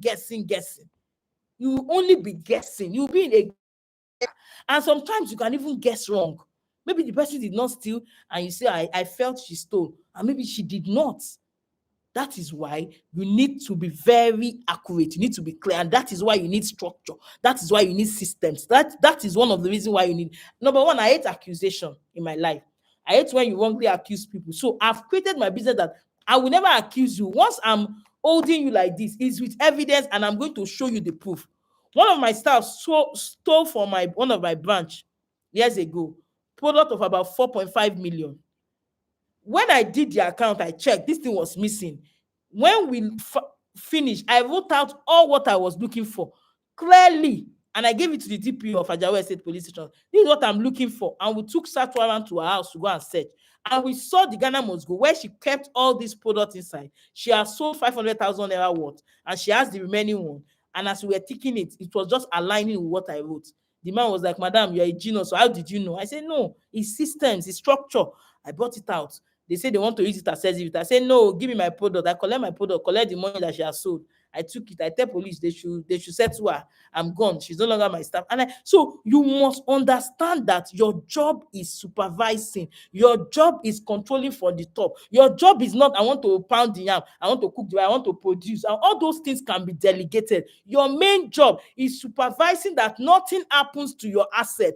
Nothing happens to your money. Your money is intact. Your business is fine. Your employees are okay. Though that is your job. That your employee is okay, your job. That money continue to come in is your job. See, I want to let everybody know that one of your core responsibilities is even sales, marketing. Not sales, sorry. Marketing is your job. You can have other people to augment in marketing, but you can't delegate marketing totally, because you need to still be with them with strategy, because your job is actually income generating activities. Anything that does not bring money directly into your business, my brother, my sister, delegate it. Anything that does not bring money directly into your business, my brother, my sister, delegate it, because that's the reason why you are poor, and that's the reason why your bank account is red. Delegate. But now, caution, don't delegate what you have not been able to hide the trade secret. If your trade secret is still open, you have to come and learn how to protect your trade secret. You have to come and learn it, so that when you delegate, you can sleep freely and say, "Be there." My student, I remember when she was traveling, say, "Coach, they will know that the first set of people that worked with her, they actually copied her recipe and started, and she was frustrated." I said, "Because you didn't protect your trade secret." So we came, I told her, "This is what you would do." This is what she did it. After we're done, I say, "Because the trade secret, your mix will be prepared down, you know what you are going to do? You are going to go and buy freezer." You know, small business owner, you people don't like to spend money. Coach, where will I get money for freezer? As if I'm the one that want to use the freezer. Is it me you want to give freezer? I say, because you need to keep those mixed products so that you don't get spoiled when you are not there. She now said this. I say, in fact, you are buying two. You're buying two. You can buy one now, but you buy two, because you need to have it enough, in the sense that you are traveling for 30 days. You should have a mix in the fridge that is enough, that can take them till you come back. She now said, "Okay, coach, it's true." She bought the raw material, did the mix, put them, label them, because we know how many mix can give us and how much it will be. And she did, and she traveled. Anything, small business owner, as you are sitting down now, once they just say money like this, but you must understand that there are some things you need to invest in, and there are some things you need to do. See, knowledge is non-negotiable. See, as you are in this class now, I'm teaching you with my heart free, but you can never get complete structure in this class. You can never get it until you pay before you get it. It's just the fact. I will teach you, because I know, because my student knows that for structure, me, I have it, I know it well. No matter the business you are, bring it, I'll structure it for you. No matter, and I'm not capping it, I'm saying it with my full chest. But the truth is, no matter how you come to my class free, you can never get what a paid student will get. That is the truth. You can never. Because there are so many things. If I teach you this one, and again, one other things I want you to understand is that even though I teach you and you run with it, and there are some missing parts, you will still say, "Oh, this one, how will I do this one?" That's why you need my course. You need structure. And if you wait at the end of this class today, I'm going to do one bonanza that is 24 hours bonanza. It's not tomorrow, 24 hours. If you can come in, and our online portal is for life. We have a lot of documentation on our online, employee documentation, guarantor form, all staff handbook templates to edit and start using immediately. Or what are you looking for? Standardization, how to make sure that there's consistency in your production.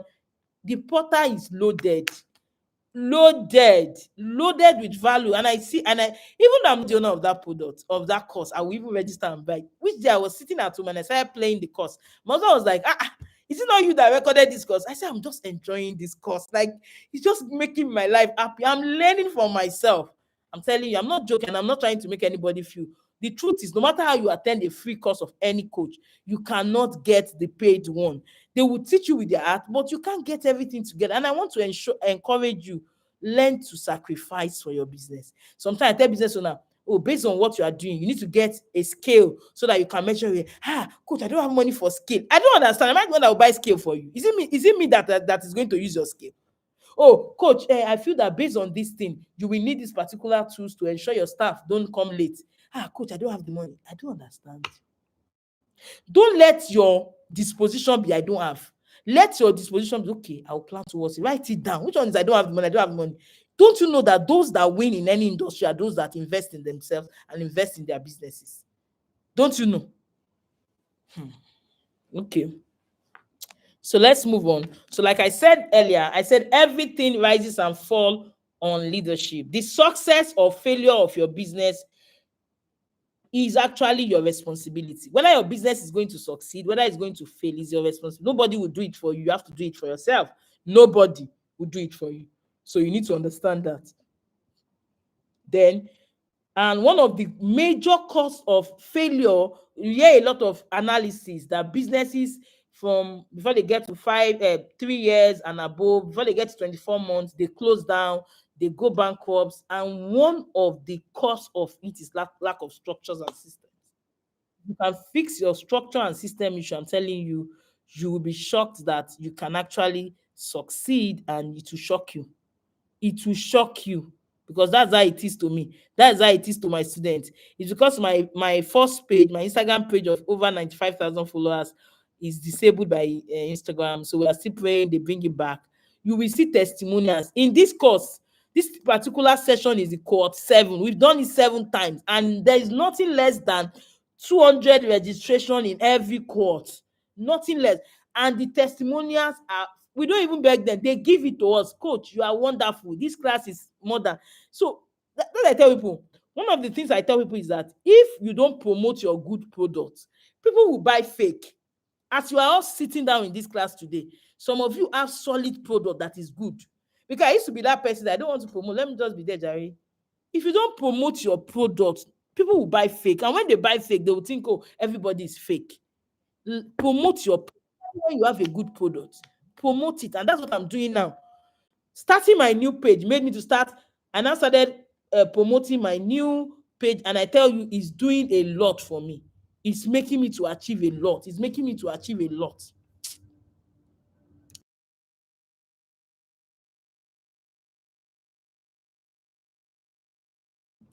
So you must understand that. You must understand that.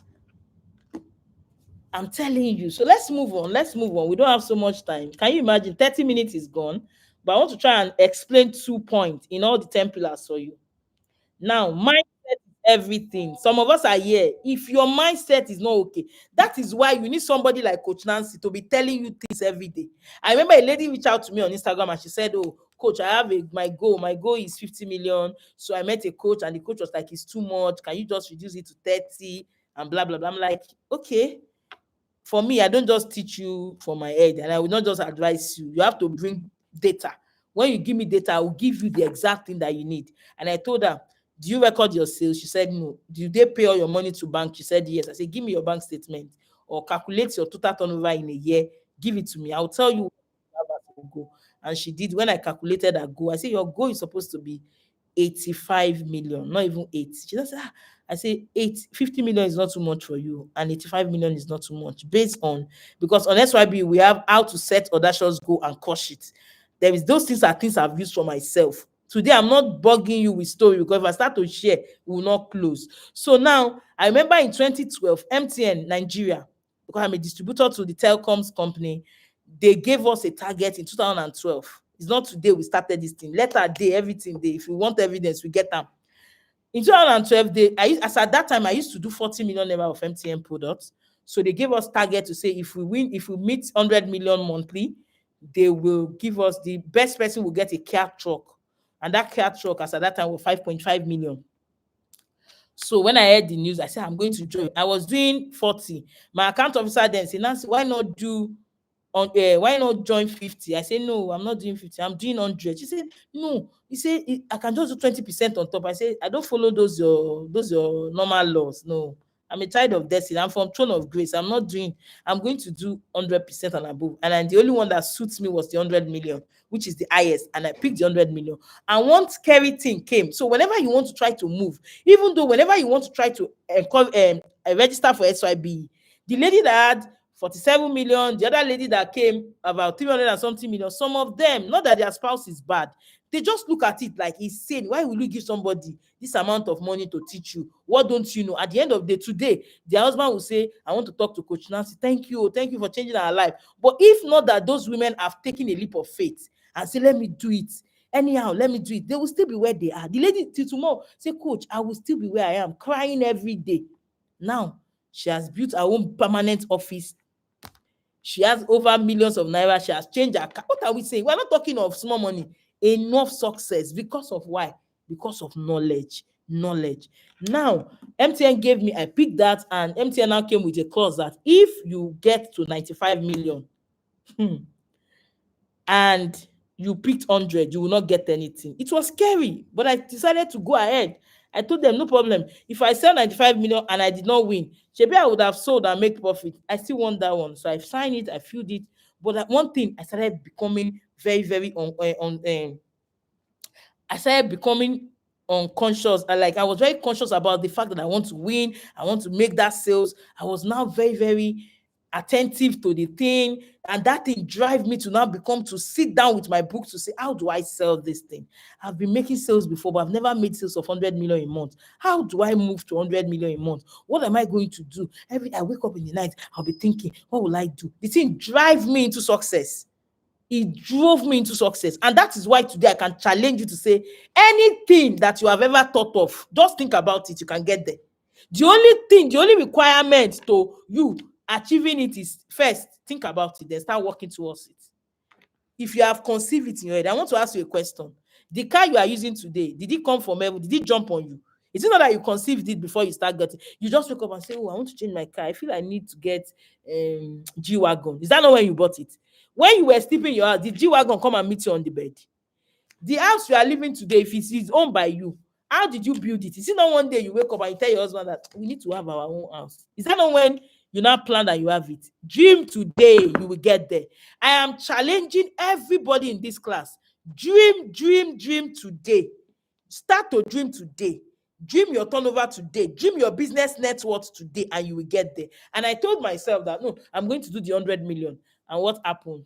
I signed, I filled the form. I was scared. I did it afraid. I was still afraid. I was scared. But I did it afraid anyway. So I went in. I took my target. I was looking, how will I achieve it? God gave me an idea. I woke up in the middle of the night, calculate. I started deploying my ideas. Some of the things that I teach in SYB, I won't lie to you. Hey, at the end of that first month, I didn't say the second month, strategy day, God dey heaven, I did 400 million. Somebody that was doing 40. How many percentage do you want to call that? This one has data. It's not that it's a very structured company that I bought from MTN. And me, bank is who paid. So there's nothing like whether. And before the end of the 6 months, I was already doing 400 million like a normal thing. I shifted from 40 to where I never knew. I got to where I never knew. And you know what? At the end of that particular program, I won the car truck. I won it. I won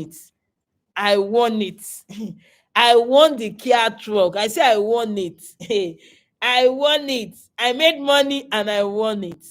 So what am I saying? If you can dream, that's why you need the right people around you. Like that lady, after we set it, do you know that this lady later achieved 100 million naira, not even 85. But someone else said you can't achieve it. It's not that the coach was a bad coach. No, it was just because the coach cannot see beyond that limit. It's not that she's bad, no. Because let me tell you, you cannot give what you don't have. The reason why I can tell you categorically about figures or these things I'm sharing is because I have done it. I have done it over and over again. It works. It works. What is that thing you want to achieve? First of all, conceive it in your heart. The next thing, map out the strategy that will get you there. What am I going to do intentionally every day to get me there? Start doing it. One day you open your eyes and say, yeah, I'm in this place. I can't believe it. That is it. So mindset is key, and how to shatter every negativity in your mindset is the association of the people you talk to. Some of you, you want to pay for a course now, and you say, you tell one friend, ó ti pọ̀jù, how can you pay for a course like that? Hello, stop talking about money, talk about the value. What is ó ti pọ̀jù? Ó ti pọ̀jù to what? It's too much to what? It's too much to what? To what exactly? So you need to understand who you're speaking to, and God will give us understanding in the mighty name of Jesus. To implement structure, you need to have positive mindset. You need to be ready to do the unusual. You need to be ready to do what you have not done before. You have to be ready to change your mind if you want structure and if you want to be successful. So you must be ready to change your mindset, accommodate structure, because structure brings in a lot of different things that you might say, how will my staff do this? No, there are so many things that you have to allow if you want to grow into an amount you never imagined. Without the right structure, you cannot truly get to where you're going. And I want to also appeal to everyone listening to me. When implementing structure, you need wisdom to get it done. There are some things that you come across that has never happened before, that will just be like that your business will be just, it will be peculiar to your business. You will need wisdom to navigate it. And I want to tell you, it's not a joke. I give God to glory. God has enabled me with that wisdom of Solomon. So when I answer structure question, people are like, Nancy, I don't understand, but that is just a gift from God. So I also want you to know that finally, under the CEO, there is still a lot to teach under the CEO, but I can't take time because our time is fast spent. I've even spent only 30 minutes on CEO, and I wanted to take you to, should we take the second one or should we go to question and answer? Should we take the second one or should we go to question and answer? So finally, under the CEO, we lead by example. We lead by example. If you don't if you don't do the needful, everyone will suffer, including you, including your children. See, if you don't do the needful, everyone will suffer. You will suffer, your spouse will suffer, your children will suffer, and your business will collapse. So, but when you do the needful, everyone will enjoy. Your staff will enjoy, you will enjoy, your children will enjoy, and the benefit is more for you as the CEO. So that is why you need to do the needful. The flow of authority should be passed from top up. Stop passing. But if you don't have structure, I can't even advise you, because some of us, you have a manager, you will pass information to the sales girl. Manager did not know. It's a wrong way of running business. You have to pass instruction from top downwards. From top downwards. So one assignment I want to give you now for all of you, take your pen and write it down. Go and write out your organization chart. How is the hierarchy of your organization? You can make everybody on the same level.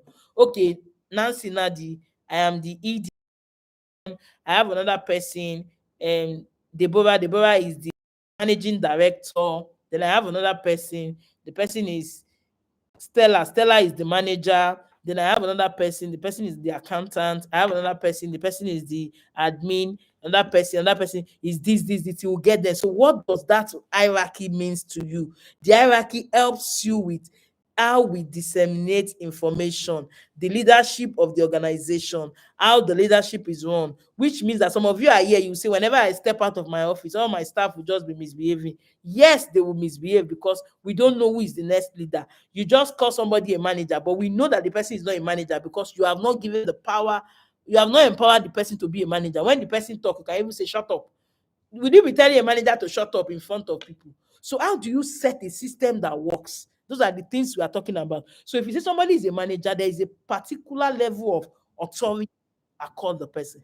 There is a particular level of respect you will accord the person. You can't just be talking to the person anyhow and say the person is a manager. Manager of what?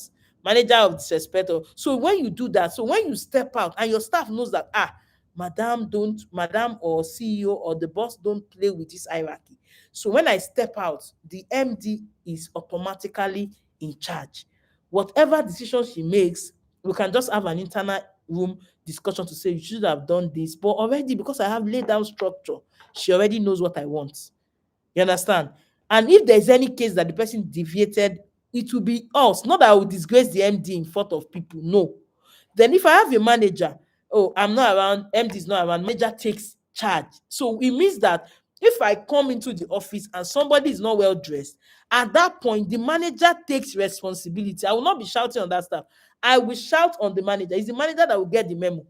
I will not even shout. It's just a memo, that because he is now the leader. And if manager is not there, ED I'm not there, the admin, if it's the next person or the accountant, is the leader.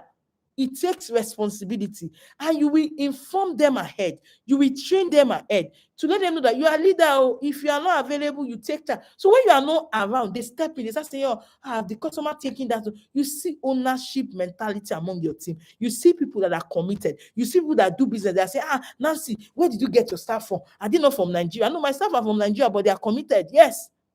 If I'm not making sales, because they know how it also affect them. They will be saying, hello ma, we didn't make sales today, what are we going to do? Hello ma, give us strategy, what can we do? That is when you now know you have staff, you have people. Not when you have people you did not sell, they are not concerned, they are just going, ogata. That means whether you sell or you don't sell, concern you go shall pay me salary. No, you can build ownership mentality. And that takes us to number 2 pillar that I want to share about. I want to know, do you guys want us to share the 2 pillar or take question and answer? Let's know. Should we take it or we just go ahead and do question and answer? Because we can't even finish structure today, and structure is interesting. In fact, I'm inviting all of you to our online portal to register for SYBE.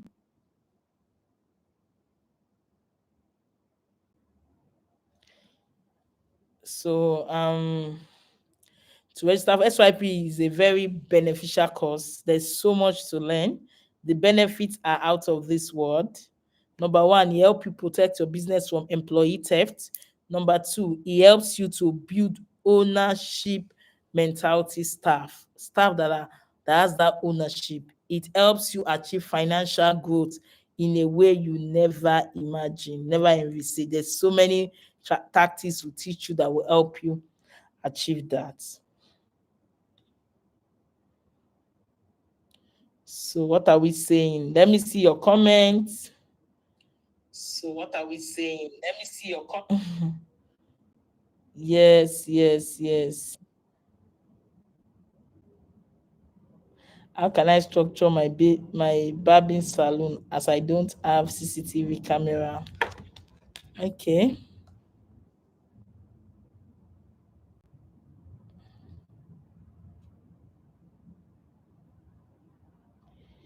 Please limit the keyword, wasting your time and wasting your life.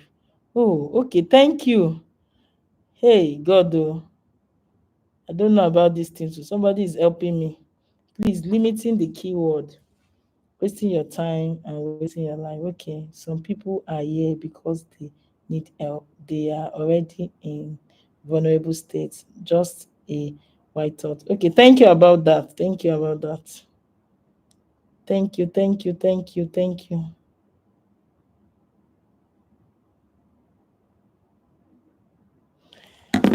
Okay. Okay, thank you about that. Well, I didn't say that to make anybody feel bad. Well. But it's just to also encourage or inspire people to do more, to go ahead and not just sit down and wait. It's just for them not to go ahead and sit down and wait. So we need to so if you make you feel somehow, apologies to everyone. Let's move on to the next one. Let me just go ahead and take the next one, then I can take question at the end. Let me take one of the pillars again so that we can move on. So if you feel bad by that word, so sorry. Okay, so let's move to the second pillar that we'll be talking about. So I'll be talking about financial pillar. Financial pillar. Are you guys still with me here? Can I see your, let everyone type it on the comment section, financial pillar, so that I'm sure that you guys are with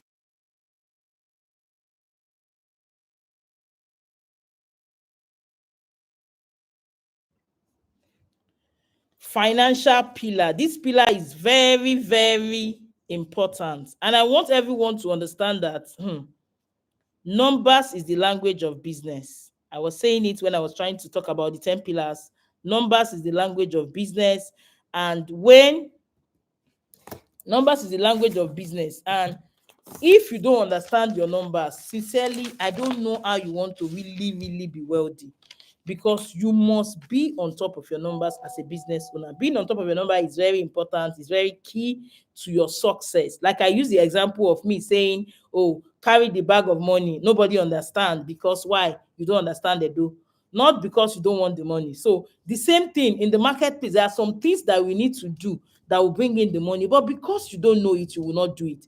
Once you know it, then you can do it. So we need to understand this thing very well. Numbers is the language of business, and until you understand those numbers, you might just be there. And I want to also let us understand that numbers, talking about numbers, I also want to talk about data.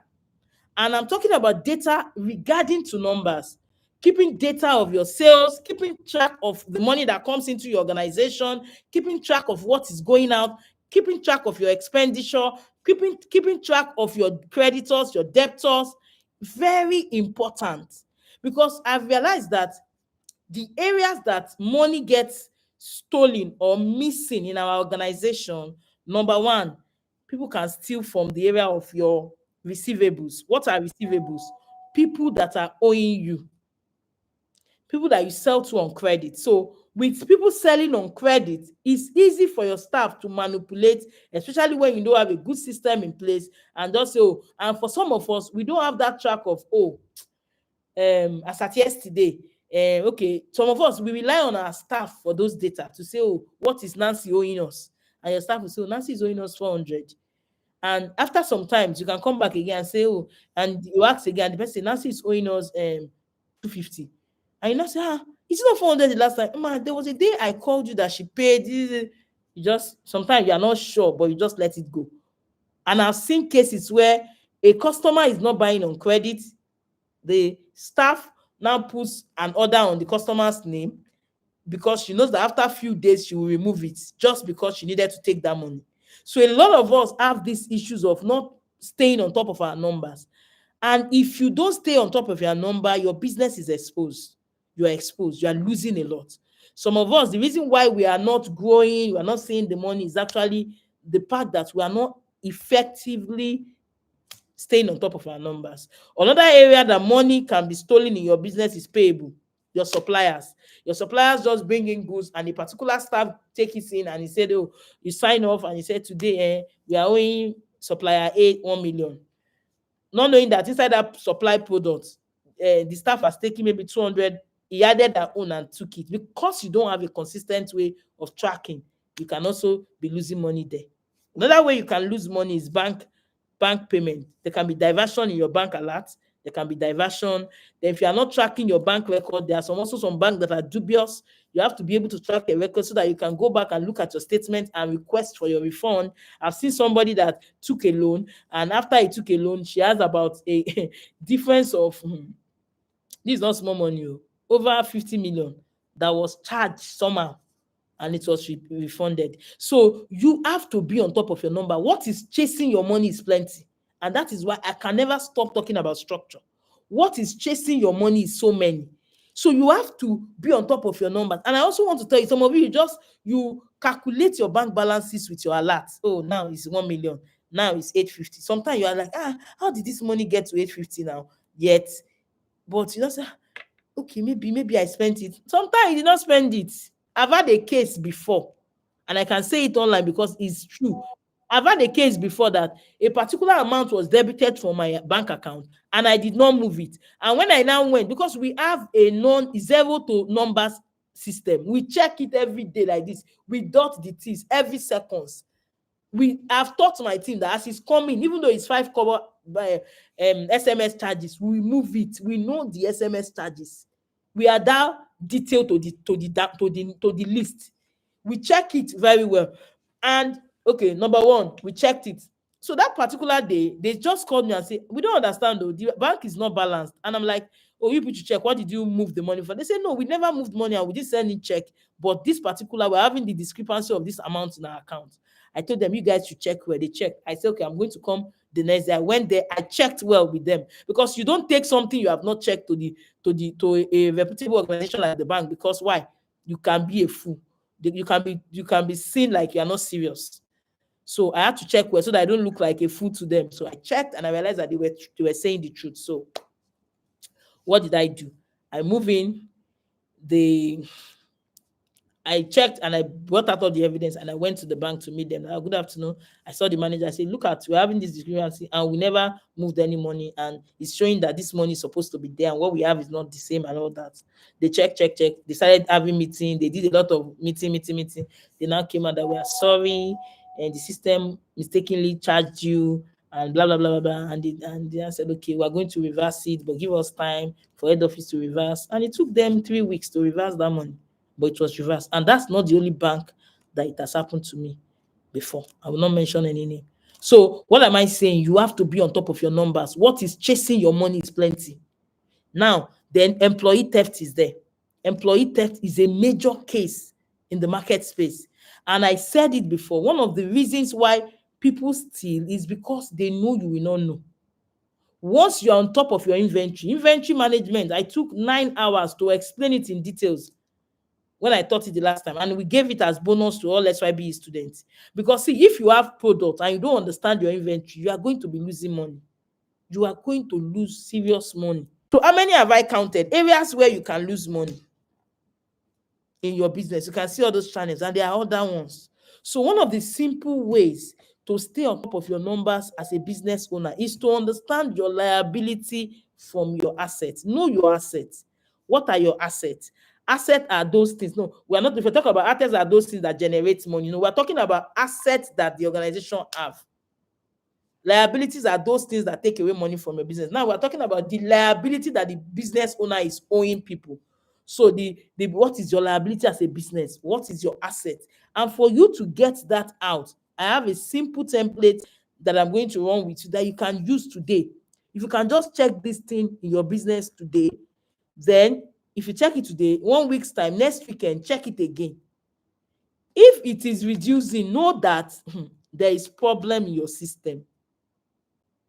Know that, but also you need to be able to get the full understanding of this template to be able to use it well. You need to understand the full understanding of this template to be able to use it well. The areas you need to focus on when it comes to your numbers. Number one, your inventory. If you have goods, you sell products, you must stay on top of your inventory. Very important.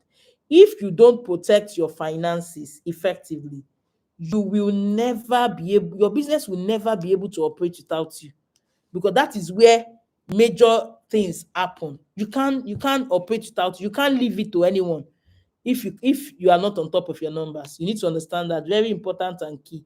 And the essence of accounting is not just counting.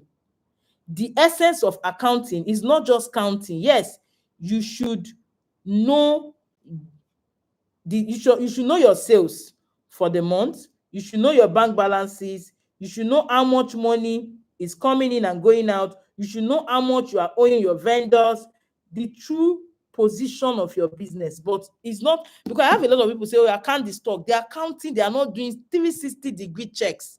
You count, you just count, and you say, okay, count it. And your staff, they now understood that you are just counting for counting's sake. So they are still stealing in the process. But if you have a good system where there is 360-degree checks and balancing, if you count, you can always come back to recheck. Okay, I've counted. How much of this stock went to the bank? How much of this thing went here? You have to check it. You cannot just be counting and leave it to counting. You must check it holistically to ensure that your money is intact and nothing is actually missing. Numbers is the language of business, and any business that actually want to do well must understand numbers. Number two, you should be able to define your working capital. What is your working capital? As a business, oh, we collect credit, we sell, we have no. What exactly is our working capital? Because if you don't know your working capital, when it's reducing, you will also not know. What is your own working capital? Also, you should be able to know your ROI as a business. Oh, at the end of this month, this is the money I invested, and this is what I made. What is the percentage of what I made from what came in? You must know, because they help you with better decision making and all that. Number three, you should also know your break-even point. I can't share everything under finances. We don't have that time to break it down, but at least know your working capital, know your break-even point, know your ROI, know it. Know it, because they are going to help you in what you are doing. Then finally, under numbers, I have about 15 items that I feel you should pay attention to. Know your profit and loss. Know your profit and loss. These things are not, they are not as difficult as it seems. And the truth is, if you don't know these things, you will not grow. You will not grow in business. You will just be working, working, working. You'll be saying, I'm tired. You will not grow. You must pay attention to these things if you truly want to grow. You must pay attention to them. So we need to understand that. Note that calculating your financial position every month is very important as a business owner. How much is your business valued at as at today that I'm talking to you? What is your net worth? What is your total liability? What is your total asset? If you subtract it, what is left? What is left? Because if you don't know what is left, you cannot know what is remaining. You cannot know what is being stolen. You cannot know.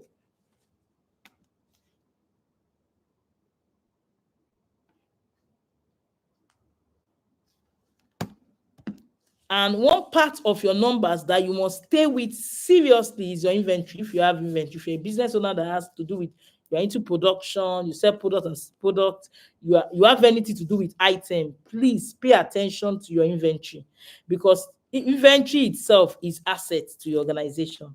And I want you to know that 80% of your business net worth lies in your inventory. Excuse me, sorry. 80% lies in your inventory. And how do you ensure your inventory is protected? Because a lot of time business owner, they pay attention to money that comes into bank, they pay attention to sales, but they don't pay attention to the,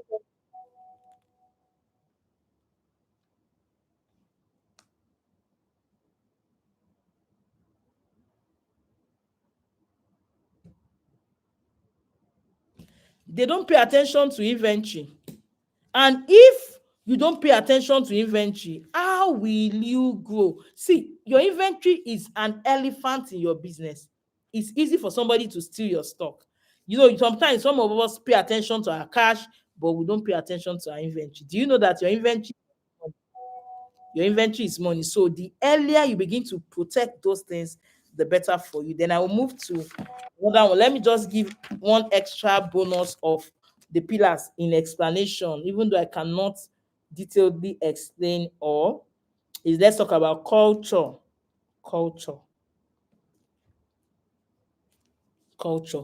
One summary you should take away from your numbers is, at the end of every month, ensure you know your numbers. Ensure you know your numbers. Ensure you know how much your business is valued at. Oh, total amount of my business is 50 million this month. Okay, you want the business next month, you now saw 45. You already saw that there is problem. 6 million is gone and profit has not been added. Then that alone will open your eyes to say, I really need help. I really, really need help, because that was what happened to me when I had my start. I start my checking from my total assets. I'm appealing to everyone. Try and do it. I'm telling you, it will open your eyes to some things that you'll be shocked, like, oh, I can't believe it. I can't believe it. And like that. So, and God will help us to get understanding of as I teach. So let me move to culture pillar.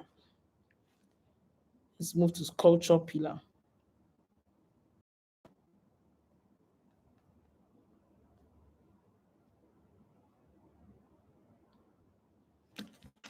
So I want us to understand that culture is the greatest determinant of success in an organization. Culture is the greatest determinant of success in an organization. Build a culture that blows the competition away. That is what a particular unknown quote that said, build a culture that blows competition away. And I want us to understand that what exactly is culture? An organization culture is the way of life of the people, which includes the values, their goals, their behavior, their language, their organization structure, their relationship, their dress mode. That all inclusive is like a culture. Culture is how we behave in this place. Culture is how we do things in this organization. Simple term, what is culture? Culture is how we do things in this organization. And how do you preserve the right culture in your business, especially when you want to start to implement structure in your business? Preserving the right culture for your business is very important, and it is the responsibility of the CEO, because structure begins from you. You have to learn to uphold the structure of your organization for it to actually work the way it ought to be. You have to. So now, how do you ensure you preserve the culture of your organization? Minutes, please.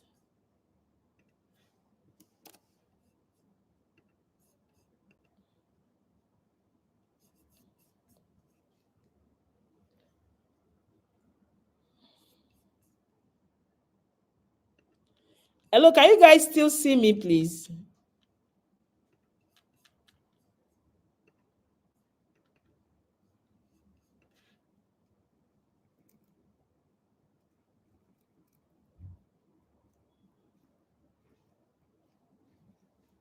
Okay. So, how do you preserve the culture of your organization? Number one, I'm going to share with you. We have about 12 ways to preserve the culture of your organization. 12 ways. I'll try and see how I can go through them and share. Number one, in preserving the culture of your organization for structure implementation purposes, one, you must use empathy. You must use empathy. Empathy is putting yourself in your employees' shoes when formulating policy. Putting yourself in your employees' shoes when formulating policy. That means that, oh, if I'm the one, how will I do it? If it's my child, will I be able to do this for my child? If I say my employee should do this, oh, you now use yourself as the litmus test, like your children is the litmus test for you to be able to use that policy for another person's child is your child. That, oh, if my child comes back and say, mommy, they told me this, will you accept? So that's the litmus test. You use it for yourself. You see that, oh, number one is empathy. Put yourself in the shoes of your employees when formulating policy. Number two, actions of your team. Number two is consistency. Number two is consistency. Action of your team member must be consistent in line with what is expected of them. So once somebody is not doing anything in line with what is expected of them, what you do immediately is you say, oh, you might not attack the person at that point. You might allow the person, find a way to communicate it, that it does not get rude to the person, does not make the person feel bad. So what you do is you are still going to attend to that particular thing and draw them back to say, we don't do this here. Not that you allow them to do it for weeks, months, and you want to change it overnight. It will not work. So it must be consistent. Your actions must be consistent. And you as a CEO, you must try as much as possible, especially when you start implementing, that you work in alignment with the things you are trying to build, with the culture you are trying to build, with the way of life you are trying to be. Because leaders, we lead by example. People watch us before they behave. When they see that the CEO is doing it right, everybody wants to follow suit.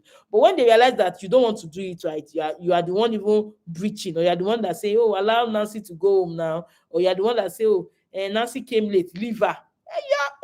You are opening the door for everybody to do the wrong thing. But if they see that you uphold your standard, you are upholding the culture, I'm telling you, everybody will follow suit faster, unlike when you don't. Then number three, respect. How do you preserve your culture? Number three, respect your team. Respect your customer, respect your staff, respect your team. Respecting your team does not mean you should call them brother or something. Respect is just understanding what is needed and doing the right thing. Do you know that paying your employees on any date you like without you communicating the date that they will be paid, do you know is disrespect to them? Those are the things we are saying. That's why we talk about having a solid staff handbook that encompasses all those information. Now, it does not mean that if, for instance, you have told your staff that I'll be paying you on the 5th of every new month, and you now got to the 5th, maybe there's something, there's network you cannot pay. It does not mean that when you don't pay them, it becomes an issue. No. The manager, the team are there. They can just send a message. So we can't pay today due to some network glitch and all that.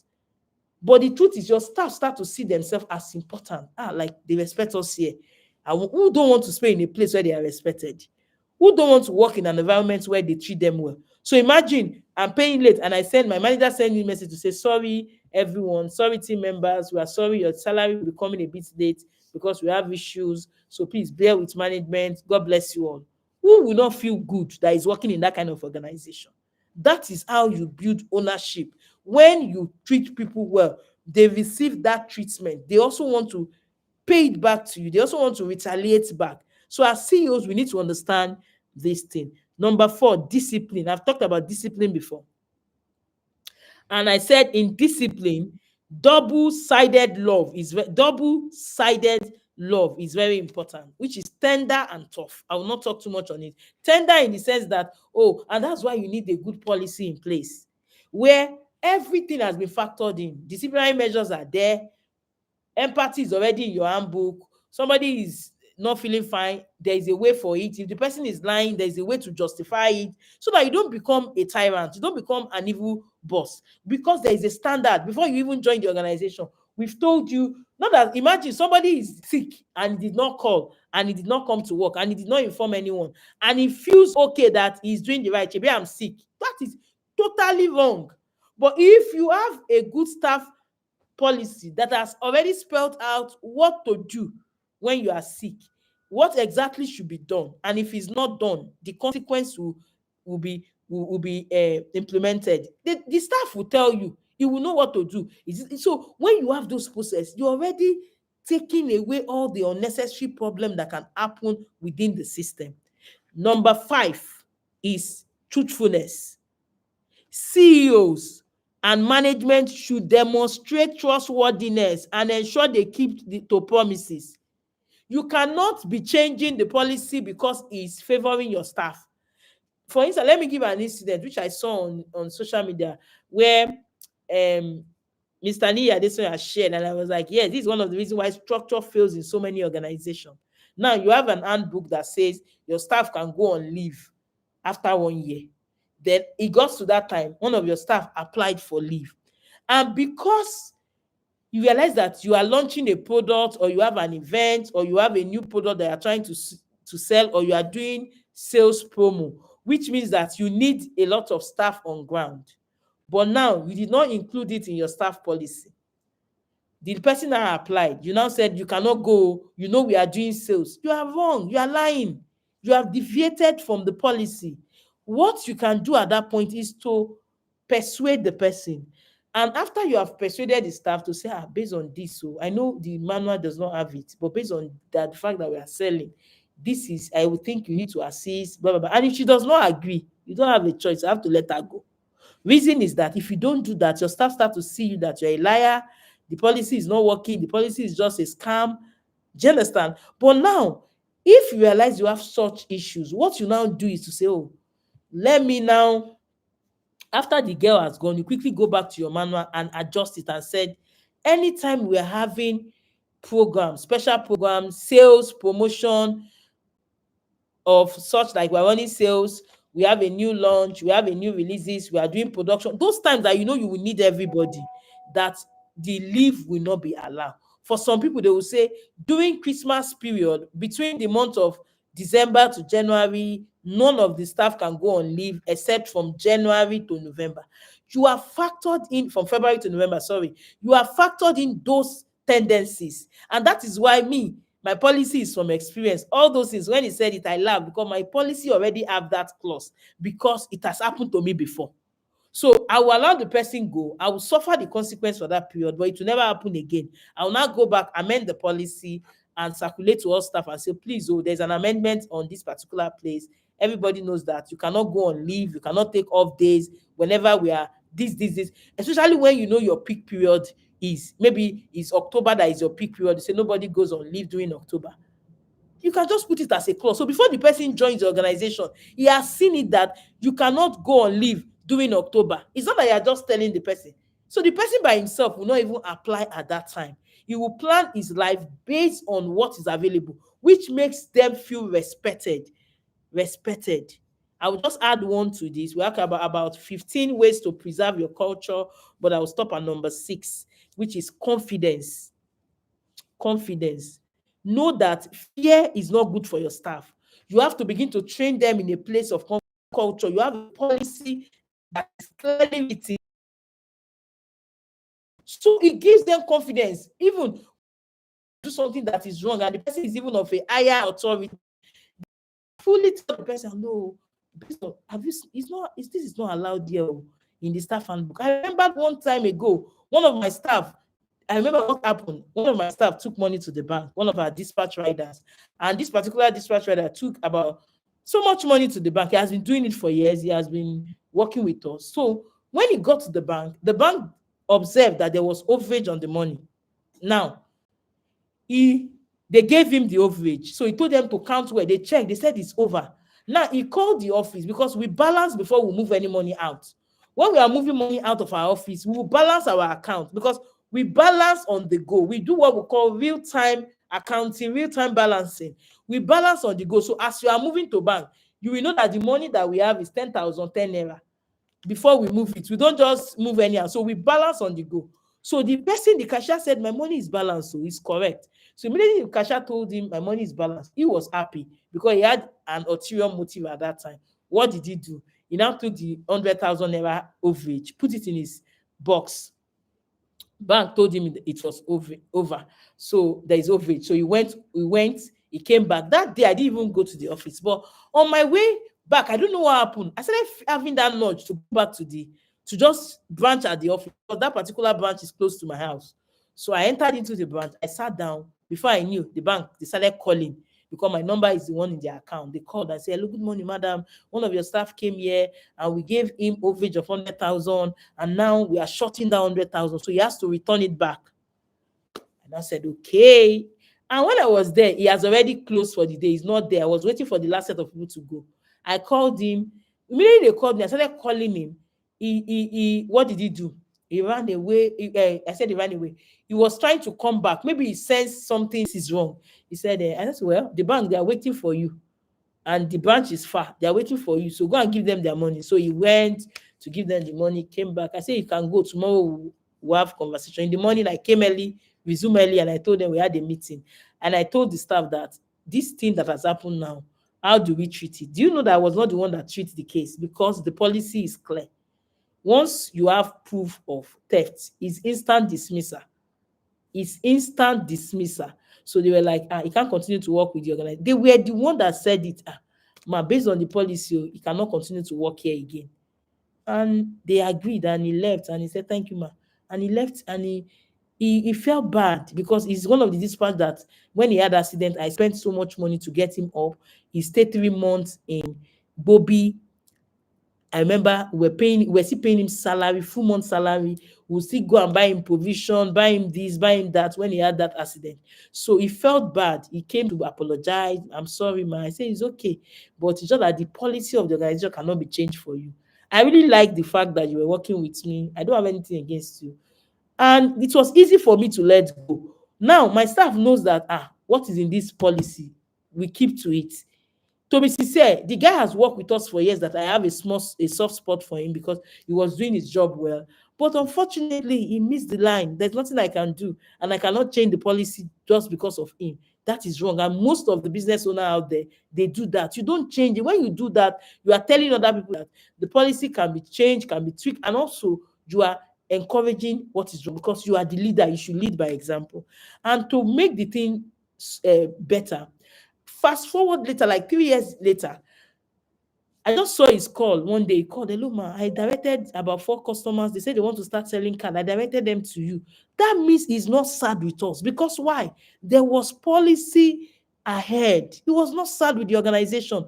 And again, after some days, we moved to another of our home. We left where we are. So one day, we ordered something online. He came to drop it. When he said, we were just shouting, ma, I can't believe it. Ma, he was not fighting with us. But some of you, you have staff that because the policy has negative impact on them, they start to fight because it's either you did not communicate well, or there's something wrong, or your policy is just an oral one, or there's something wrong. So when you do it the right way, I'm telling you, it still keeps it. The guy will still call and say, man, I was doing marketing today for you. I sent customers to come and buy from your shop. He is no longer working with me for 5 years, but he's still directing customer to my store. That is what a good culture, a healthy culture can do for your business. Do you understand? So let's move on. So that's that. So I think I'm going to stop there in sharing that 5 things that preserve your culture. You don't just come and treat your staff anyhow. And also, I want us to understand that one of the things that help us build culture is our policy. One of the things that help us build culture, the culture you want to see, the culture you deserve, the culture you feel you want your organization to have, is the policy of the organization. And how do you formulate policy that is mutually beneficial? Policy that is not self-centered, policy that is not one-sided, policy that is not about law, don't. How do you ensure there is?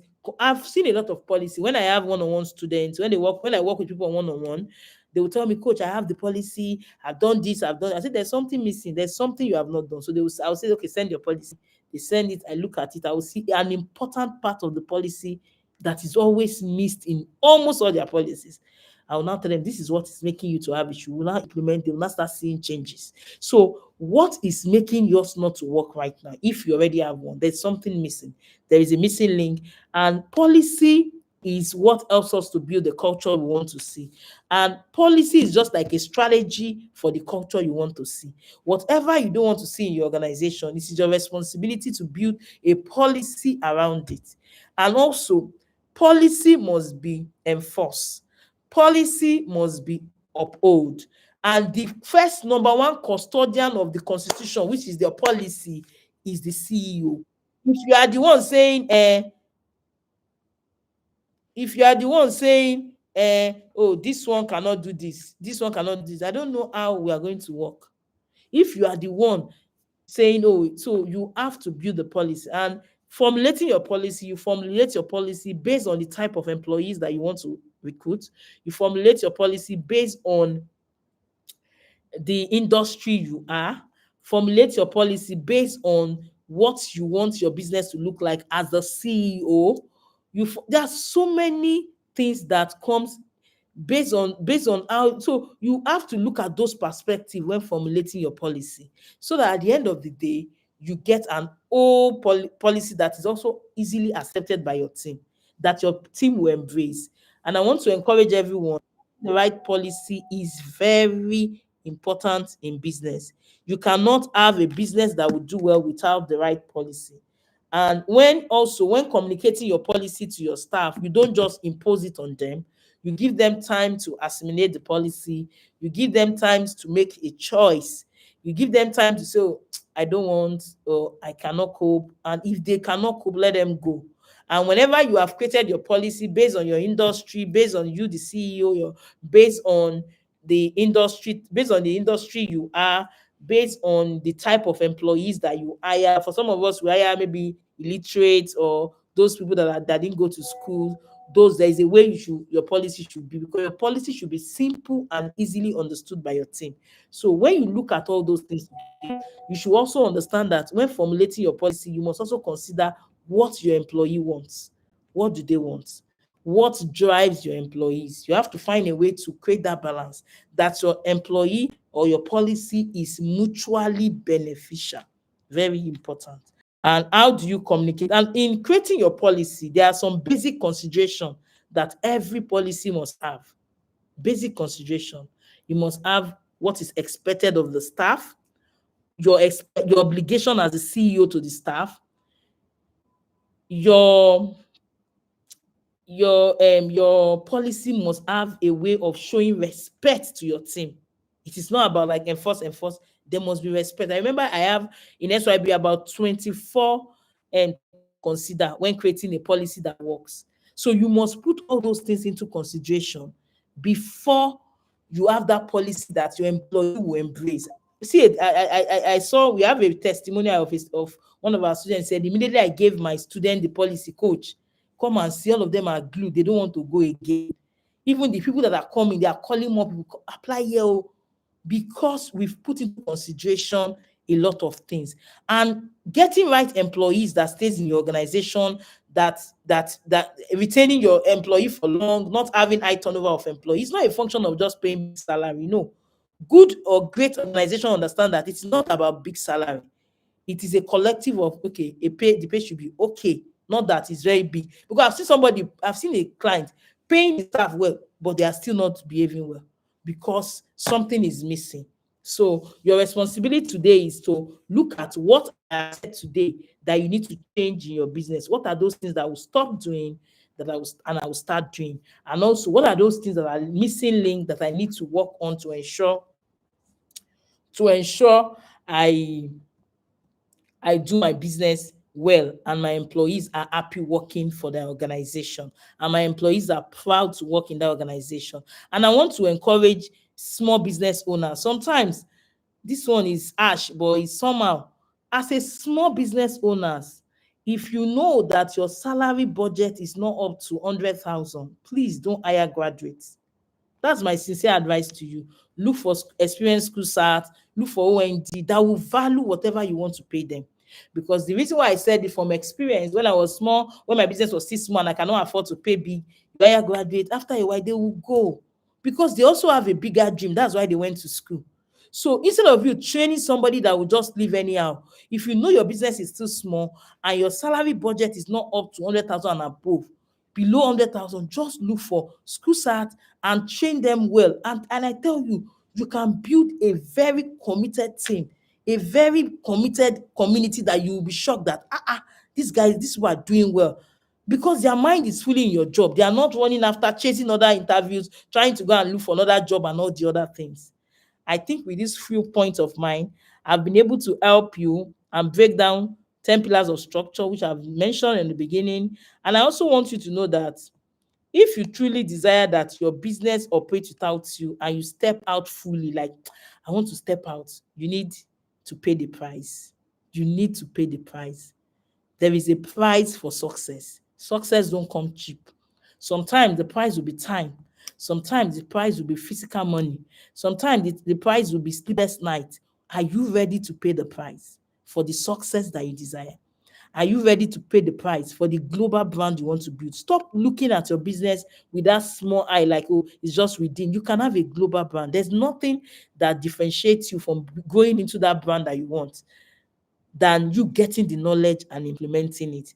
And if you feel you want to build a global brand that is well structured, that can run without you, I tell business owners, we work too much. Some of you have been working for 4 years, 3 years, and you have never gone on vacation. I'm telling you, it's not helping your body. It will not make you generate good strategy. It is going to tell on you. Your body, your nerve need relaxation. Your body needs to rest. But the truth is, if your business cannot make money when you are not there, you might not be able to really relax that way. And that is why I am inviting you to structure your business with ease. We have structure your business is an online, we have online portal plus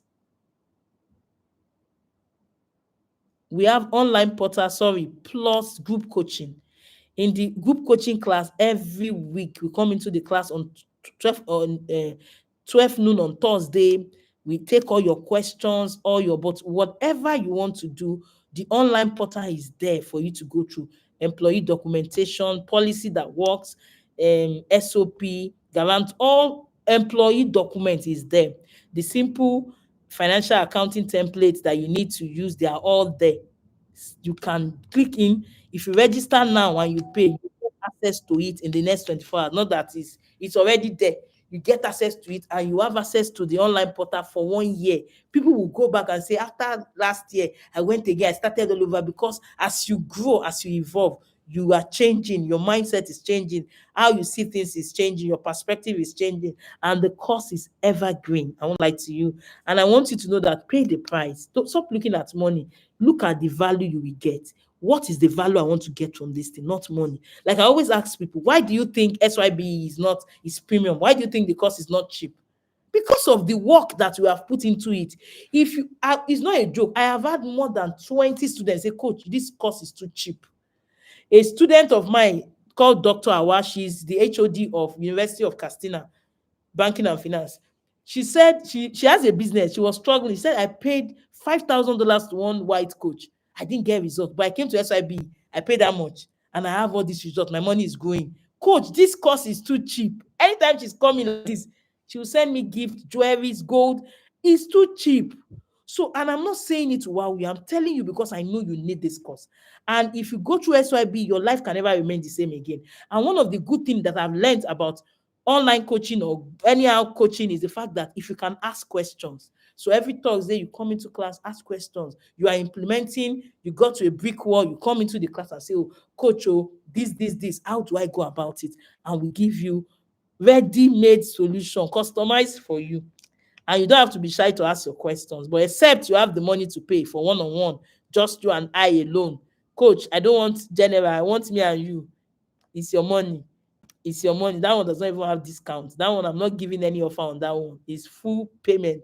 The one I'm going to give discount on today is SYB. And I have different slab of discount that I'm giving. So I'm going to share with you. Before I share with you, once you must know that if you don't have structure, once anything happens to your business, your money will begin to go down. And you don't need that. You need to consistently earn. And that is why I am introducing you to structure your business with ease. Structure your business with ease is, it has two different programs. We have the two-in-one program, which is the online course plus group coaching. And we have the one-on-one program where just you and I, me and you alone. And in that one-on-one, if you are in Lagos, I like to pay visit to your store to really see how everything is going before I start to put you through in what to do week to week to ensure you get a business that operates without you. Your customers are satisfied. There is no complaint with employees, but you also grow financially. You must grow financially. The benefit of SYB is so much. And the truth is, the price is actually 300,000 naira. SYB is 300,000 naira. And it's 8 weeks. So 8 modules, 8 bonuses, employee documentation on our online portal. We have an online library where you get all these documents, financial templates, different one is there. There is different topics to learn on SYB. Then also so much more, so much more. And the cost is actually 300,000 for 8 weeks. It's actually very cheap. This course is valued at 1 million. I won't lie to anyone, but the early bird is actually 225. But for today, we are doing what we call 50% discount on the real value, which is the 300,000. That means if you register for SYB today, you'll be able to pay 150,000. But if you register from tomorrow to the next 3 days, which is 72 hours, you pay 200. But if you register today, we are giving you discount of 50% on the face value, which is 150. But if you register tomorrow, we'll only be giving you a discount of 100,000 on that, which means that you register with 200,000. After it elapsed, the early bird is actually 225,000. And I want to let you know that the benefit of this course is so much. And I want to read out some of the benefits. If you have questions, please start dropping your question in the comment section. Let me attend to your question, please. And please tell me in the comment section, how has this class been? How has it been for you? What stood out for you? What have you learned? Please share with us. And don't forget, subscribe on our channel, like the video, subscribe, follow, ensure you follow and subscribe. And I want to tell you the benefit of this SYB course is so much. The benefits are so much. The benefit are so much. The so much benefit. It will help you have customer satisfaction, improve order fulfillment, then continues to make sales and money even in your absence. And for some of us here that you have been making sales, you are not seeing your money. This is the go-to class. For some of us that has been experiencing employee theft, it will help you know, you will know exactly what to do. It will also help you create the right policy that is suitable for your business. It will also help you know how to recruit suitable employees that get things done just the way you want it. So there's so much to learn in SYB, and we have a lot of testimonials. Testimonials is not here, is SS. Testimonials is SS. SYB has, we have a lot. It's so much. It's so much that we can't even say. And also, before I leave you finally, or before I start to answer the questions that has been dropped there, if any of these questions you answer, if you let me ask you some of these uncomfortable questions. Whatever your answer is will determine whether you should go in for the course right away or not.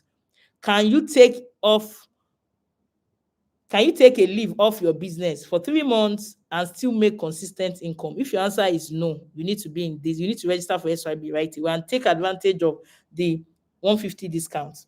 Then, are you putting so much work into your business yet you are not seeing commensurate financial growth? That means your business fund is not going. If your business fund is not going, you need to immediately request for account details in the DM so that you don't forget and get this 150 discount out. Number three, are you afraid of delegating sensitive tasks to your employee because of fear of your trade secret? You don't want your staff to steal your trade secret. I shared about somebody recently. It was a serious war, but they could not win the case because they didn't have anything in place. Their trade secret is everywhere. Their staff has sold their trade secret and he has made money from it. If you know you want to learn how to protect your trade secret, jump in now and register. In fact, ask for the account details in the comment section, and one of my team members will drop it so that you go ahead and register at once, so that you don't say I forgot before 12, or you don't chat me tomorrow. We don't, it's structure. We will not come in the morning. We will not allow you. Tomorrow is 200. Today is 150. And after 72 hours, it becomes 225, which is the price for early bird. And for some of you that is, this course is too expensive. No, I've told you why is it expensive. Number one, 8 weeks. There is so much to learn. Then, do you experience high turnover of employees? Do they often quit without prior notice? If that is you, you need this course. We have a lot of testimony on that. Are you finding it difficult to hire the right employees for your business? If you are like that, you need this course. Is your inventory, account, or business record messed up and yet you don't know how to fix it? You need me, I can help you. Are you experiencing nonchalant attitude, zero commitment to work from your team members? You need this course. Are you experiencing employee theft and you feel there is no way out? Don't let anybody lie to you. And there's no business that they don't steal. Now lie, they don't steal for my business. You can have it that they will not steal. I'm saying it categorically live on social media. And also, have you tried training your staff, but still they can't just get things done? You need to come in and learn how to document the right way, and it will happen. You'll be shocked. Then, does your business experience waste from production and you don't know how to prevent it? You need to register. Do you have high cost of operation and you're finding you are looking for a way to actually reduce the cost of your operation? You need to learn this. Do you find it difficult to have free time for your loved or attend to important things for your loved ones because of the demand of your business? You need this class. Are you a female entrepreneur or male that you are not always available for the other room because you are tired every day? You need this course. I want to encourage everyone that I remember, let me share this thing as I round up. I remember Uju at Delicious Cafe when she saw me on social media about 3 years ago. She didn't have the money. The cost at that time was 75,000, I guess. And she didn't have the money at that time. And she was like, I don't have the money, please. And according to her, she went to borrow money and she registered. And today her life has changed. Her life has changed. The first time, I have a testimonial on my page. When she registered, She was complaining, coach, I've been making sales, I'm not seeing money, my staff, everything, every day is trouble, one person or the other. She came into the class, she started, went through the online portal. She did not even talk to me. She was going through the online portal. It was when she was in the online portal that she got results. She now reached out to me that the July that she registered, that particular cohort started in June. End of, she said after 1 month, that July ending, in her life, she has every month she used to owe suppliers, she used to go and look for how to pay. That month, she saw 1 million naira profit retain. She started screaming. She that went to borrow 80,000. Imagine if she had not gotten the 80,000 to come into the course, she would still be that person that is still lacking, that person that does not have. So, what is holding you back from getting your next level? Like I said, you have to pay the price. The price will be time to even go through the course. The price will be time to pay money to pay. The price will be time to come to class to see. You have to pay the price if you want to see the result. God has promised us everything, but the only thing is that your part is needed. If you don't do your part, you can't see the results. If you, no matter what you do, you must do your part. So she said, the second month, she continued on the journey of what I was teaching. The second month, she has 2.5 million retain profit. We're not talking of sales, retain after she has paid her vendor, pay salary, retain. 3 months later, 4 million. Now, that year, I remember that year she ended with over 50 million. It's still the same person that sent me message say, coach, I made 57 million in 6 months. This lady, this one, you can chat her up in the DM. I don't know her from anywhere. She just came to class. Go through. And also, if you are here, you pay for course. Go through it with open mind. Don't be saying how that. Go through it. She went through. Today, she has, they are about to finish their permanent site upon the 57 we are talking. So, and that same person, as my birthday period, since that 2 years ago, every year she must send him, and she does not send 80,000 that she has spent, that she invested. Though. And the truth is, all my students, after going through SIBD, gift is excess. If they don't get value, they won't do that. So, I want to encourage everyone. This is not for everybody. Some people will still say, I will just manage, I will still try. Let me tell you, another thing I want to tell you is the fact that incomplete knowledge can be erroneous. When you get a knowledge and it's not fully, you can implement, but it can be erroneous because you need the full details to do what you are supposed to do. So one sweet part about this SYB is the taxation part for business owner. You need to understand tax, not until they come knocking at your door, you start running up and down. Understand it and get prepared. Please follow my page, like, subscribe, and give us a thumbs up, give us a good review of how the class made you to feel. And apologies again for the late coming in and all the back and forth that we did. And I sincerely apologize. God bless you all. Let me see the questions and we can take it. Then I can log out and allow you to enjoy your Saturday. Let me see the questions. Oh, God.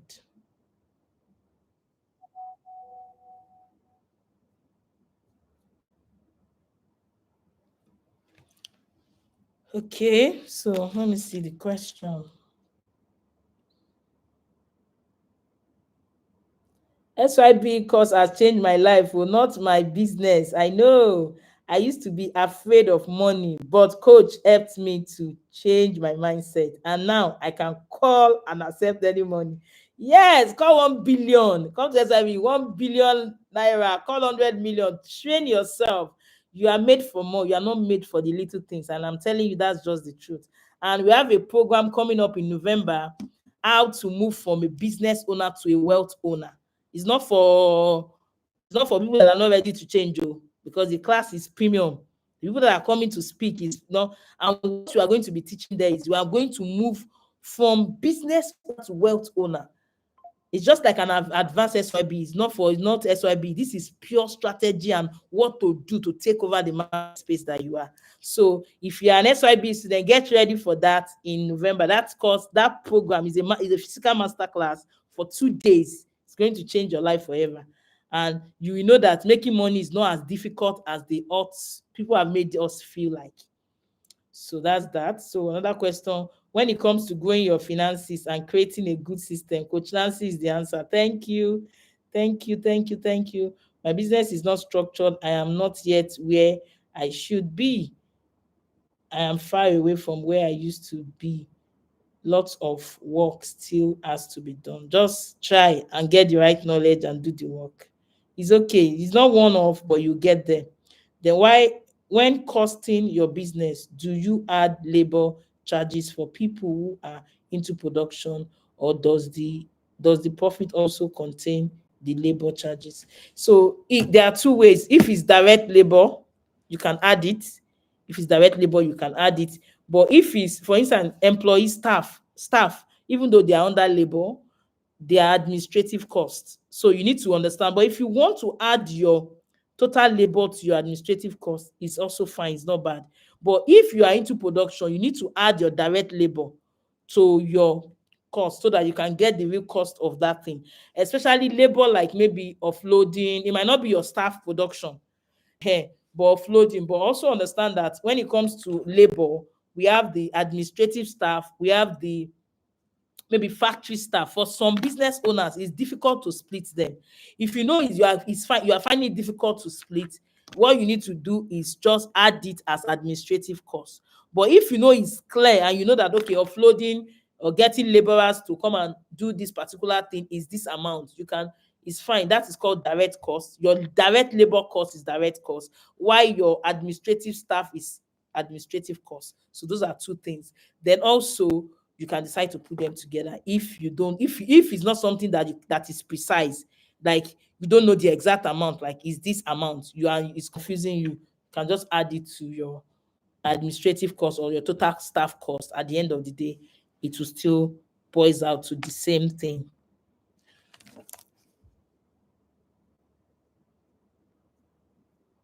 So I'm trying to.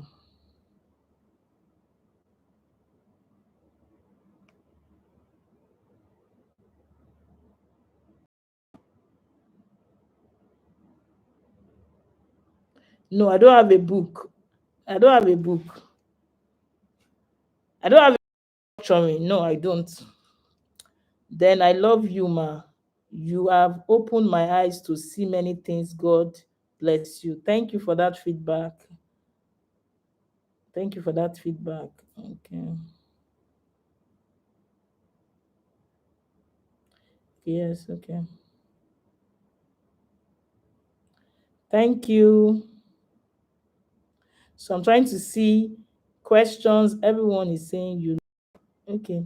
Everyone's saying you learn a lot, that coach open your eyes to many things. What will you now say if you register for the O course? The confidence and happiness that comes after taking the course. Thank you so much, Abolamiwa. Thank you so much, Abolamiwa.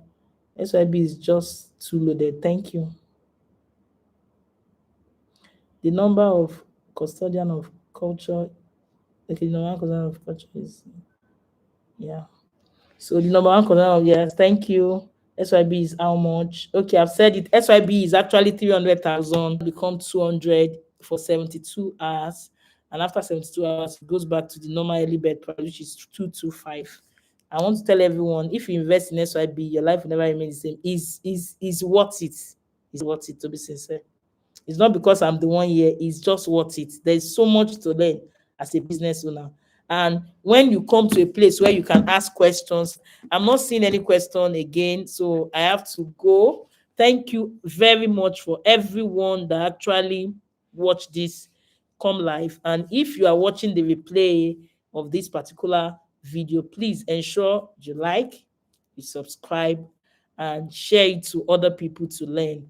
Don't be selfish. Learn to pay it forward. Remember, I've poured out myself in teaching you today.